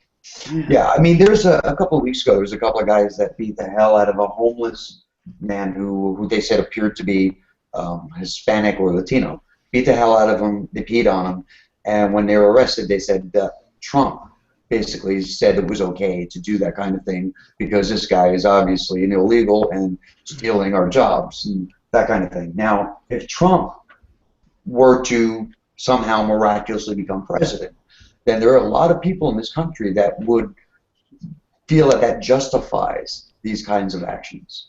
So yeah, I mean, it's like Grappling Ignorance was saying. His followers are a lot scarier than he is. So you said Trump miraculously. Wow, you want to put a bet too, Dev? You give me one of those T-shirts, and if I lose, I buy one of those T-shirts. How about that? I'll bet my house because if he wins, I'm Hey, moving hey, out. Wait a second now. Whose name is on that house? Let's I'll not get take crazy. I'm out. I'm taking But, that bet live and recorded. Here's another one. How much of Trump's bigotry is show? And I'll say this about that. It doesn't matter because at some point, it's the same thing. He's representing himself as this person. I mean, what more do you need? It doesn't matter if it's show. I think I agree with that entirely. How do you feel about people who say you should vote for Hillary or Trump just because they'll fight ISIS, even if it means they'll continue to ruin our country socially and economically? I say those people are idiots. I would completely fucking agree with that sentiment. I don't Anybody- believe that fighting any terrorist group is worth sacrificing our economy or our social stability. I mean, that's counterproductive because that's kind of what ISIS would want anyway. Yeah, that's what I was gonna say. it's What? devolving socially. Drop the A-bomb. That's it. Done. What? Drop the A-bomb. What A-bomb? Atom bomb. The atom bomb? Right What on are the you, middle. 5? Get it over with. Get it done. Drop the I'm A-bomb. saying what you're thinking. Dust it off first. Load it onto A big fucking, the biggest fucking plane we It was have. a figure I of have a speech, solution. moron. Try I to. have a solution to the Muslim problem. Here we go. We need to build 1.6 billion walls, one around each of them. That way everyone is safe. You got to microwave something. Did you say might 1.6 work. billion walls? That might work. Brilliant. Got 1.6 billion walls. Each one of them has their own wall. Vote And that's it. We're safe. DevShell 2 2016. Here we go. Hashtag. Would a coffin be like a wall? Wow. We could certainly make a wall out of coffins. There you go. Perfect. We'll build the Mexican wall with them. We'll recycle. Voltaire's puppet said F-bomb. Tommy would drop an F-bomb on him. I never He saw already it. You has. guys. Hashtag houses for Muslims. You would help ISIS. My thought exactly. I've got kind of a radical view about dealing with ISIS, but Well, the topic is politics and terrorism, so let's all hear your radical idea.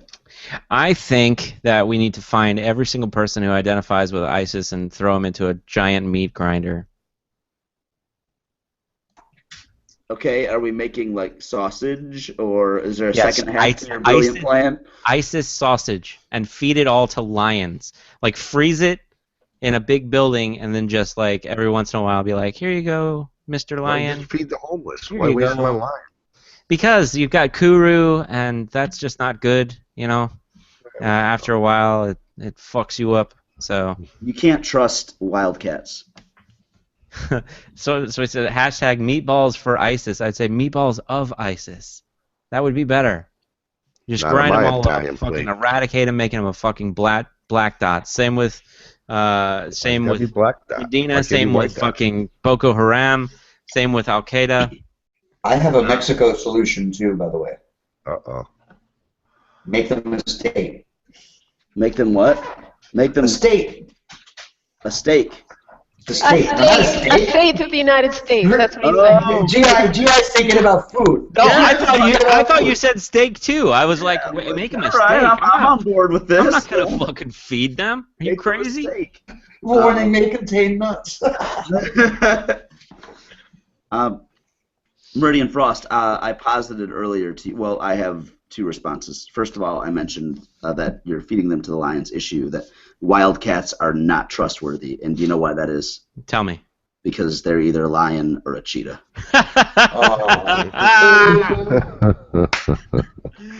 And, Oh, it's good. It's good. and furthermore, Yeah, tell so I thought lions only ate Christians. mm, me. it's Muslim is or to be fair, ISIS. I've never tasted an ISIS member, so I can't. Nor a Christian, so I'm I sure don't they're know. just as delicious as all the rest of the babies. If they are, maybe it's an acquired taste. Perhaps. So it seems a little bit oversimplistic. Forgive me. I'm not a political expert, but to just round up everyone who's associated with ISIS and meat grind them. Yeah, no, that's not. There wasn't a real answer. Do you have a realistic radical solution? I do have a realistic radical solution. Oh, can we hear that one? Yes, you can. I think that we should arm everybody who wants to fight against ISIS. I think that it's the responsibility of the world to eradicate these kind of ideologies, and people who are actively fighting to murder innocent people on the planet should be dealt with extremely. I don't think that we need. I don't think we need. No, we had not, and not at this scale. In this situation, no. Yeah, no, not on this scale. It's So, going to turn on us eventually. but I mean, but that's okay. You have to remove. You're going to have these things cyclically happening throughout the world, politically and economically. It's just going to happen. So you have to deal with it when it crops up, and I would be much more firm in my diplomacy and in my action for war. And also here's another part about this is America's got their big toe stuck in pretty much everything in the world. Everywhere. America knows what's going on. The United States knows what's going on. If we really wanted to topple ISIS and do something about Syria, we would, and it would take us 2 months. It would take us 2 months to sort that out, and we would be done. And we decided that we were going to do something like that in Libya with Gaddafi, and Gaddafi was like, "Yep, no, don't want it here. Do everything that you need to do, and this is no longer a problem." So much more forceful with our diplomacy, make the consequences of inaction on the part of people who are either enabling or not fighting ISIS, who are killing their civilians. Make sanctions much more stringent, much tighter, and provide more ground troops for especially rebel factions that are trying to kill ISIS militants. Yeah, there's just problems outside of just ISIS, though, that are only making the ISIS problem worse. I mean, like Syria is like experiencing the worst drought they have seen in like 900 years. I mean, there's, natural resource issues there that are only making things worse. I mean, our involvement from the beginning only made things worse. I don't know. I don't know if there is a real solution there. Yeah, you can't kill an ideology, and when we think we can, that's when we get into even more trouble. But most of the conflicts that we've become involved with in the last 15 years have been about money. They haven't been about who's killing who, because they're not killing them over here. Even if we do have a couple of random terrorist attacks every 10 years, I mean, in the grand scheme of things, that's nothing. It's nothing. Yet, though. Yet. Everybody lives in the now. What about, that's what Europe was saying too. Now it's spreading all over Europe like wildfire. So, I mean, I don't understand what you're saying. I mean, you're saying 1 or 2 incidents every 10 years, then it's 5 or 6 incidents every 5 years, and it's 100 incidents every 5 minutes. I had a discussion just like this one today with somebody at work, with one of my coworkers. And that was the reasoning that they used. Okay, it's 1 now, and now it's going to multiply, and it's going to be more and more and more and more and more. What fucking evidence do you have to support that? There's no evidence for you to support. Yes, there is. There's Europe. Okay, you're talking about Europe. We're not talking about Middle East. We're talking about the United States now, not Europe. What evidence is there for you to think that the terrorist attacks in the United States are going to increase tenfold over the course of the next 100 years? I would say. I would say over the next 100 years. Yeah.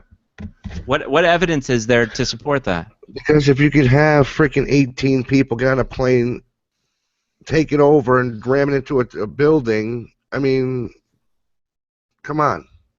Where? I don't know where you're trying to go, man. It's not that difficult. It's not that difficult. I think what he's trying to say is, since 9/11, have there been an increase in terrorist attacks in the United States? And the answer to that is no, not really. Well, not by Muslim terrorists. I'm not saying at that scale. I'm saying like suitcase bombings and just like the regular bombings that are going on in in the Middle East and in Europe right now. But again, I think that's gonna progress sooner or later. Referring to the United States itself, has there been progression, and do you see something that leads to there being a progression of Muslim terrorist attacks, be them small or large? Do we see an increase in that over the last 15 years? What about over the last? What over the last 50? Then I could say yes. Okay. By what factor? How many bombings happened in the United States 50 years ago? Well, now I mean, 50 years ago, there wasn't. It wasn't the environment. There were people fighting people over there. The bombings and terrorist attacks didn't really start until the early 80s in Beirut. When they bombed. Exactly. So that's when progression. They bombed what the fucking. That's none to some. Embassy or something. They bombed something over in Beirut. Right, but that's none to some. Well, watch your footing on that slippery slope you're standing on there. Yeah, really. I got Italian boots on. You don't want to. You don't want to hit your head. After 9/11 occurred, the incidence of terrorist attacks increased.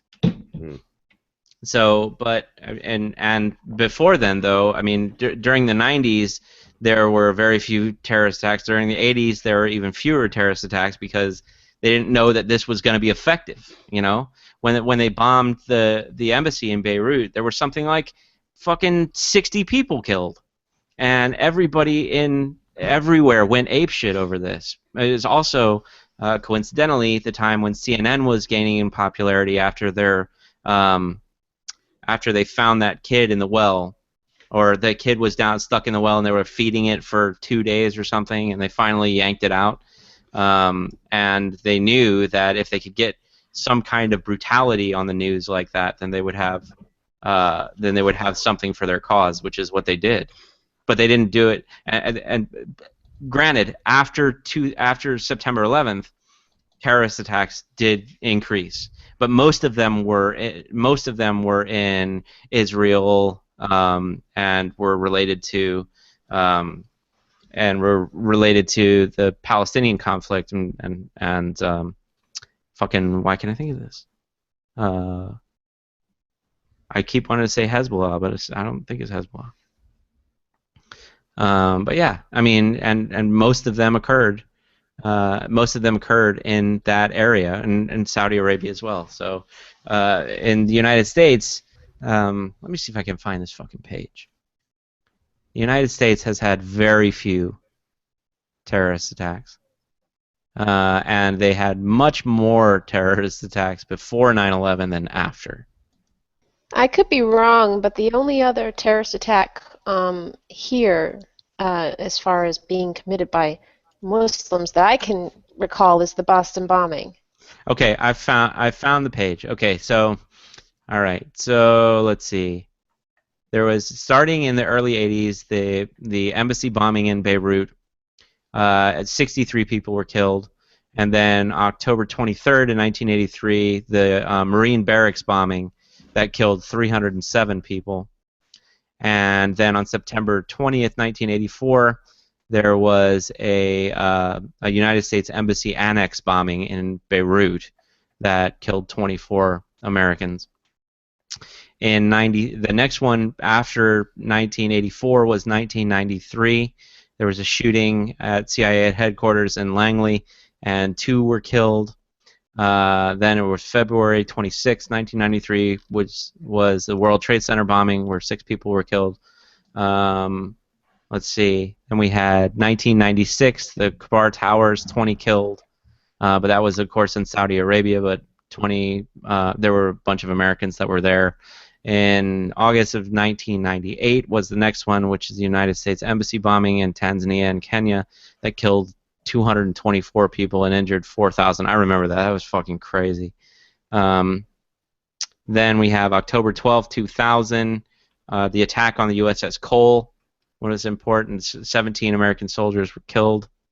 Then September 11th, obviously, where 3,000 people were killed. After September 11th, we had one in February through August of 2002 of the sniper attacks, where they were killing people from the back of the car.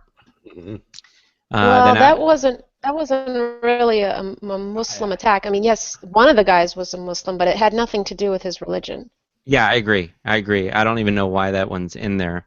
But okay, so July 4th, 2002, Los Angeles International Airport shooting, 2 people were killed. And let's see. The next one after 2002 was 2009, and that was the Little Rock recruiting office shooting where 1 person was killed.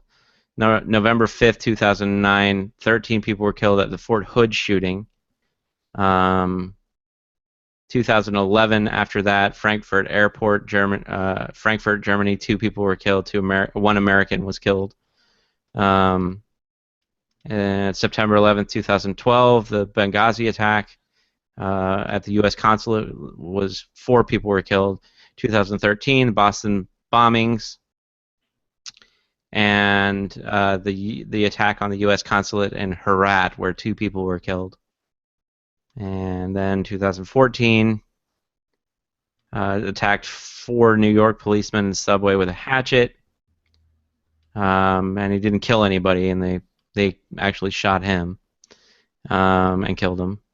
And then we have attacked the Curtis Culwell Center during a Draw Muhammad cartoon at the exhibit in Garland, Texas. 2 people were killed, and they were both the perpetrators of that attack. The 2015 Chattanooga shootings, and well, you're mentioning more than one since and 2011. and the San Bernardino attack. Since So 9/11. no, my point was that the incidents of terror attacks in the United States have decreased exponentially. I got a different page, and it's showing a lot more than what you just said. Well, we could sit here and read off every terrorist event ever in the United States, but I don't, or even in the last 10, 15 years or 50 years, I don't think that's going to be particularly entertaining or interesting to anybody. But I personally am much more concerned with the what appears to me to be an increasing presence of mass shootings in the United States, which are to the point where they're commonplace. It seems like it's, oh, yep, another elementary school got shot up. Oh, another 4 people got shot up. It's becoming, it's painfully normal for that. Yeah, we've lost the twinge that we hear. You know, Yeah. Sandy Hook.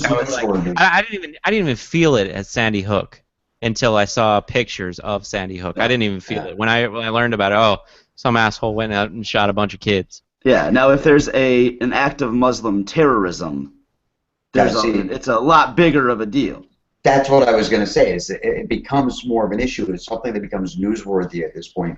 If someone who was holding the gun was either Muslim or, at the very least, dark-skinned, then it's something. Then you're going to see it flashed all over the place.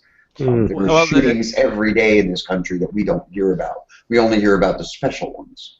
This brings me to another. Sandy Hook was huge. This brings me to another point that I think is important to mention about profiling, about the increase in profiling that's now going to happen for Muslims, not only in Europe but in the United States. We've got Ted Cruz out there saying that we should launch patrols in heavily populated Muslim areas, just in case anything crops up. You know, we've got idiots that are talking about this kind of a thing in the United States, and that profiling is going to probably increase. What do you guys think about profiling Muslims, and what do you think about that happening in the United States? Well, or in Europe, I'm sorry. Oh, okay. Well, I was going to answer as far as the United States. As it was already mentioned, we have a much bigger problem with mass shootings, and more often than not, overwhelmingly more often than not, they're not being perpetrated by Muslims or even dark-skinned people. So profiling Muslims as being these interior threats doesn't really stand up to the statistics of violence in this country. Okay. I mean, I agree with the point that, and I made this point today when I was having the conversation with the person that I was talking to, that gun violence that is not perpetrated by Muslims is a much larger issue that needs to be addressed. My specific question is, does the bombing in Belgium increase the amount of profiling that happens in the United States? I don't think it should. I think actually what it tells me is that they're being perpetrated obviously by ISIS, and it shows how weak they are. Belgium is close for them. It's easy for them. It's an easy target, just as Paris was. It's an easy target. That to me should not trigger fear. It should show how weak that they actually are, that their reach is as limited as it is. Because if they could do more, they would. They just can't. I don't know what to think about that. I mean, the same could be said about Turkey, and there aren't as many. I mean, there was one the other day where I think it was 2 or 3 Israelis were killed by Islamists, but the amount of terrorist attacks that occur in Turkey, it seemed like it would be a prime target for something like that, especially because of the Muslim population in Turkey. I love that Tommy's camera stuck on that yawn. It was so good. Oh yeah, it still is. Yeah. Yeah. No, not still. It was just stuck there. Maybe you were just having an extended yawning period of time. It probably was. Maybe so. Yeah, they got to be careful when it comes to Turkey because actually Turkey is a conduit for a lot of people, a lot of Westerners that are trying to find their way into ISIS. So I mean that might have something to do with it. But Turkey is it's the superhighway of terrorists. You know, I mean there's a lot of people going through there. So Yeah, I think that I think that it becomes doubly absurd when you have these fucking assholes competing for who is the most fucking terrible terrorist group, like having Al Qaeda and ISIS compete with each other for the most notoriety in the country for their cause. I just think that's so fucking stupid.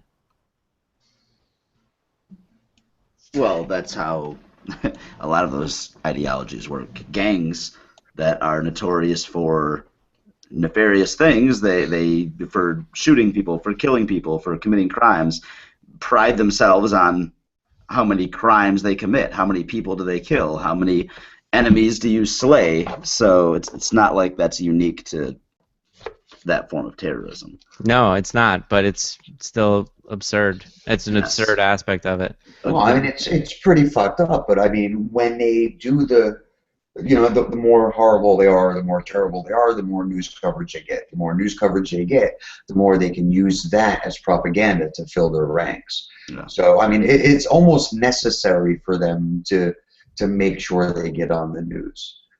It's how they recruit.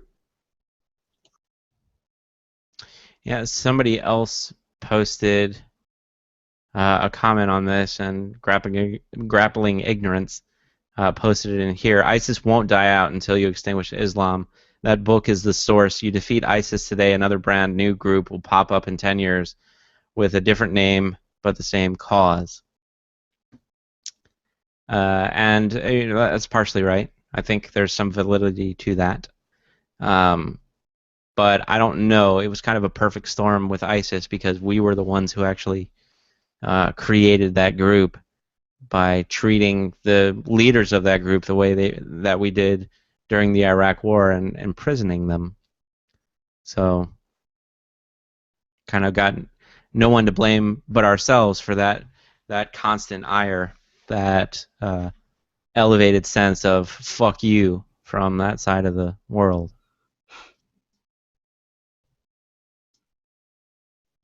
So yeah.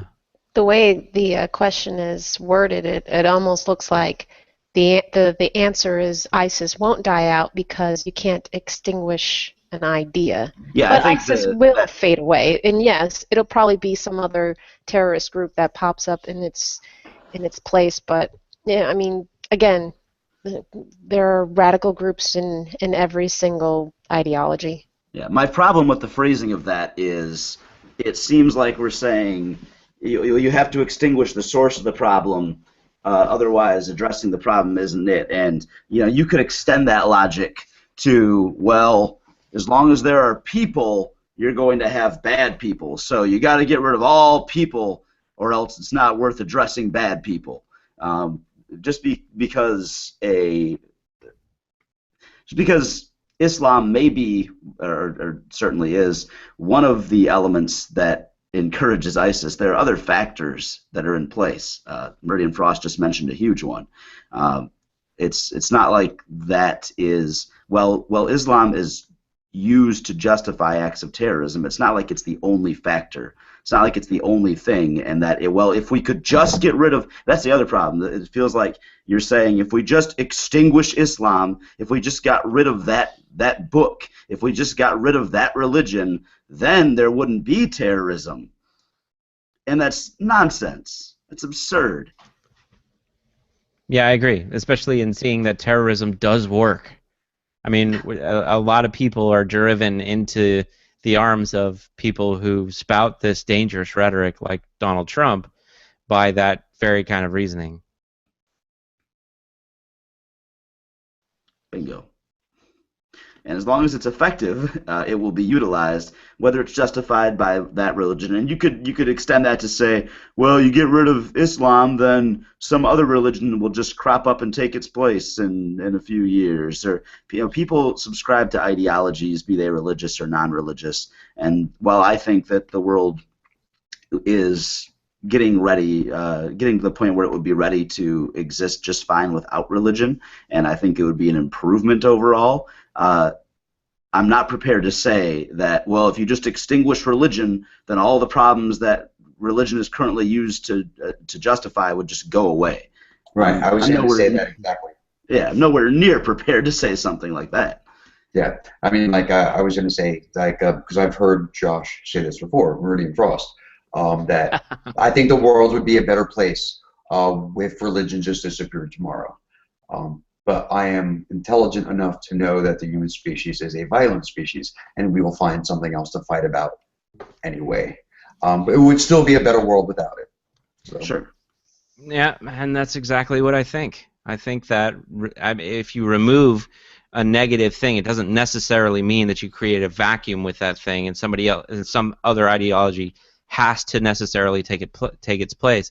But naturally, as primitive creatures, we're going to fight over dumb shit, and religion just happens to be one of the most major things that we fight about.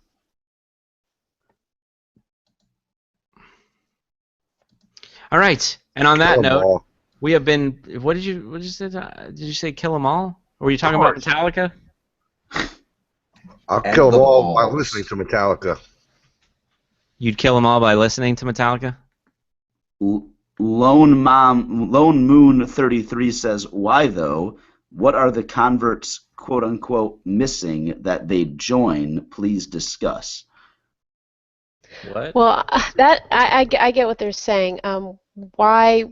I think what it's saying is, even if religion was eliminated in its entirety, human beings would still feel the need to join a club, join a group, feel like they need to belong to something because we're very tribal in our behavior. And he's saying, well, what would we be missing? And I think it's that camaraderie, feeling of belonging that so many people feel like they need. And this is something that I've seen a lot, even with people who have rejected religion, like a lot of folks in the atheist skeptic community. They still tend to behave with a very group mentality, and if you kind of deviate from that group, then you're not really one of them anymore. And oh yeah, I agree with that. Yeah, and it's kind of building up new gods in place of the one that they used to believe in, like some residual need to worship something bigger than themselves. Worship me, worship me. Yeah, we do have a need. I think most people do. It's kind of built into us that we have this need to belong, to be a part of a group. We are a social species.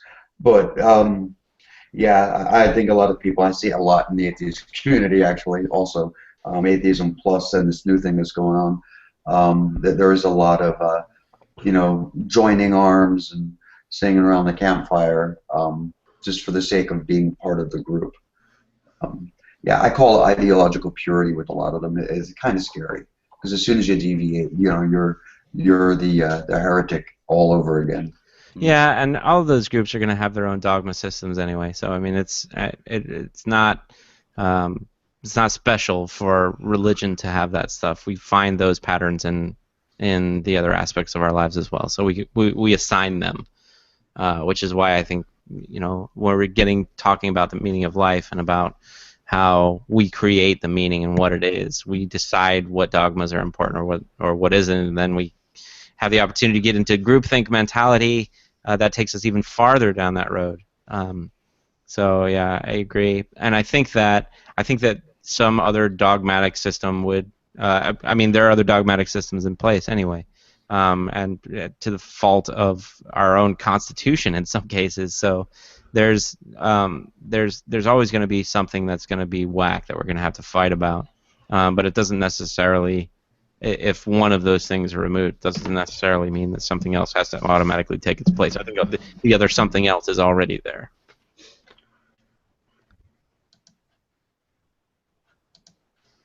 All right. So, after having that said, we've been on for 2 hours now, and it's time to end the show. And I know what you're thinking. You're thinking, what am I going to do until next week on Wednesday? How the fuck am I going to be able to fill this time? Well, I can answer that. There's some ideas, and I think other people will have ideas as well. You could mow the lawn with a pair of scissors.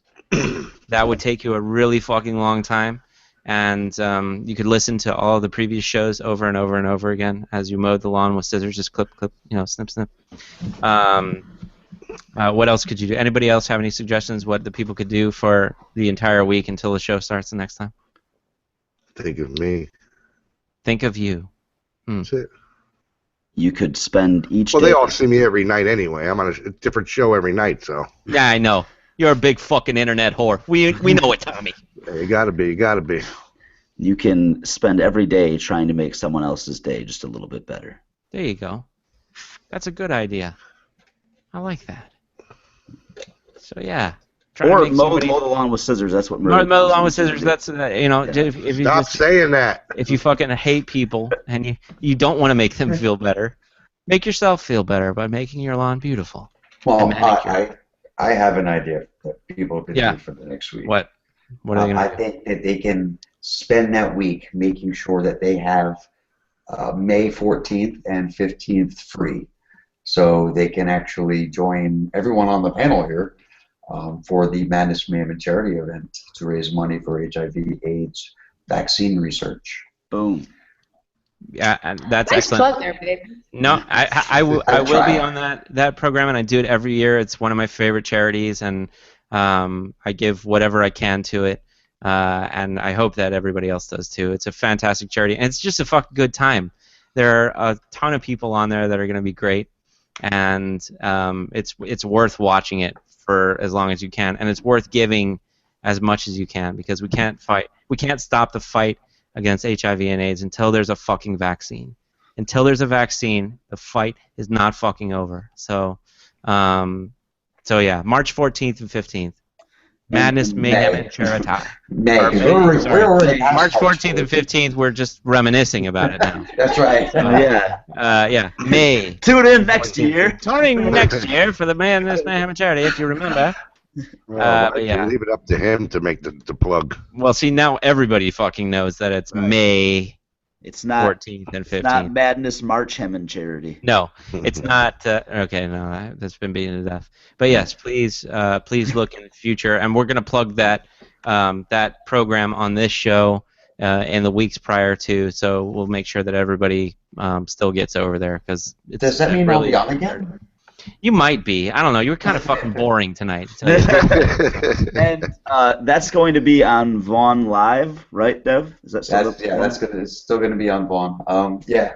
So people may want to in the coming month get a Vaughn account so that you can participate in the invigorating chat there. Right, and put $20 away. Just save $20, and when it's time for the charity, give the $20 that you saved. There you go. So you can you know about it early. You can save the $20 and or whatever it is that you can save. Save And- a dollar. I think I think that's a great thing for people to do for the next week, is to think about that whole thing coming up. I mean, it's going to be a lot of fun. Okay, It's gonna be a lot of fun. so we got one vote to think of Madness, Mayhem, and Charity. Peach, what do you think people should do for in the intervening time between now and the next show? I don't know. I have no idea. I don't even know what I'm gonna do for the rest You of the week. can do anything you want. You can collect bottle caps. You can tear pieces of paper. You can shave the yak. You can paint the garage. You Meridian can Frost's voice on your head. you can make endless bags of microwave popcorn and count every kernel. There are a million things that you could do in the intervening time There's between this not. show and that. Was that okay? She doesn't know. Okay. No, she's stumped. She has no idea. She doesn't I don't care know. about the question. You can binge watch your favorite TV show on Netflix or something. There we you go. go. That's great. All right. That's great. All right. So thanks for everybody for coming for this discussion. If you liked what you heard here tonight, please thumb this up and subscribe to this channel for more discussion every Wednesday at 8 o'clock Eastern Standard Time. So until next Wednesday, it's Meridian Frost and my entire panel saying, "Bye-bye now." Oh boy, now. Yeah, Bye-bye. Thanks, Tom. You're welcome.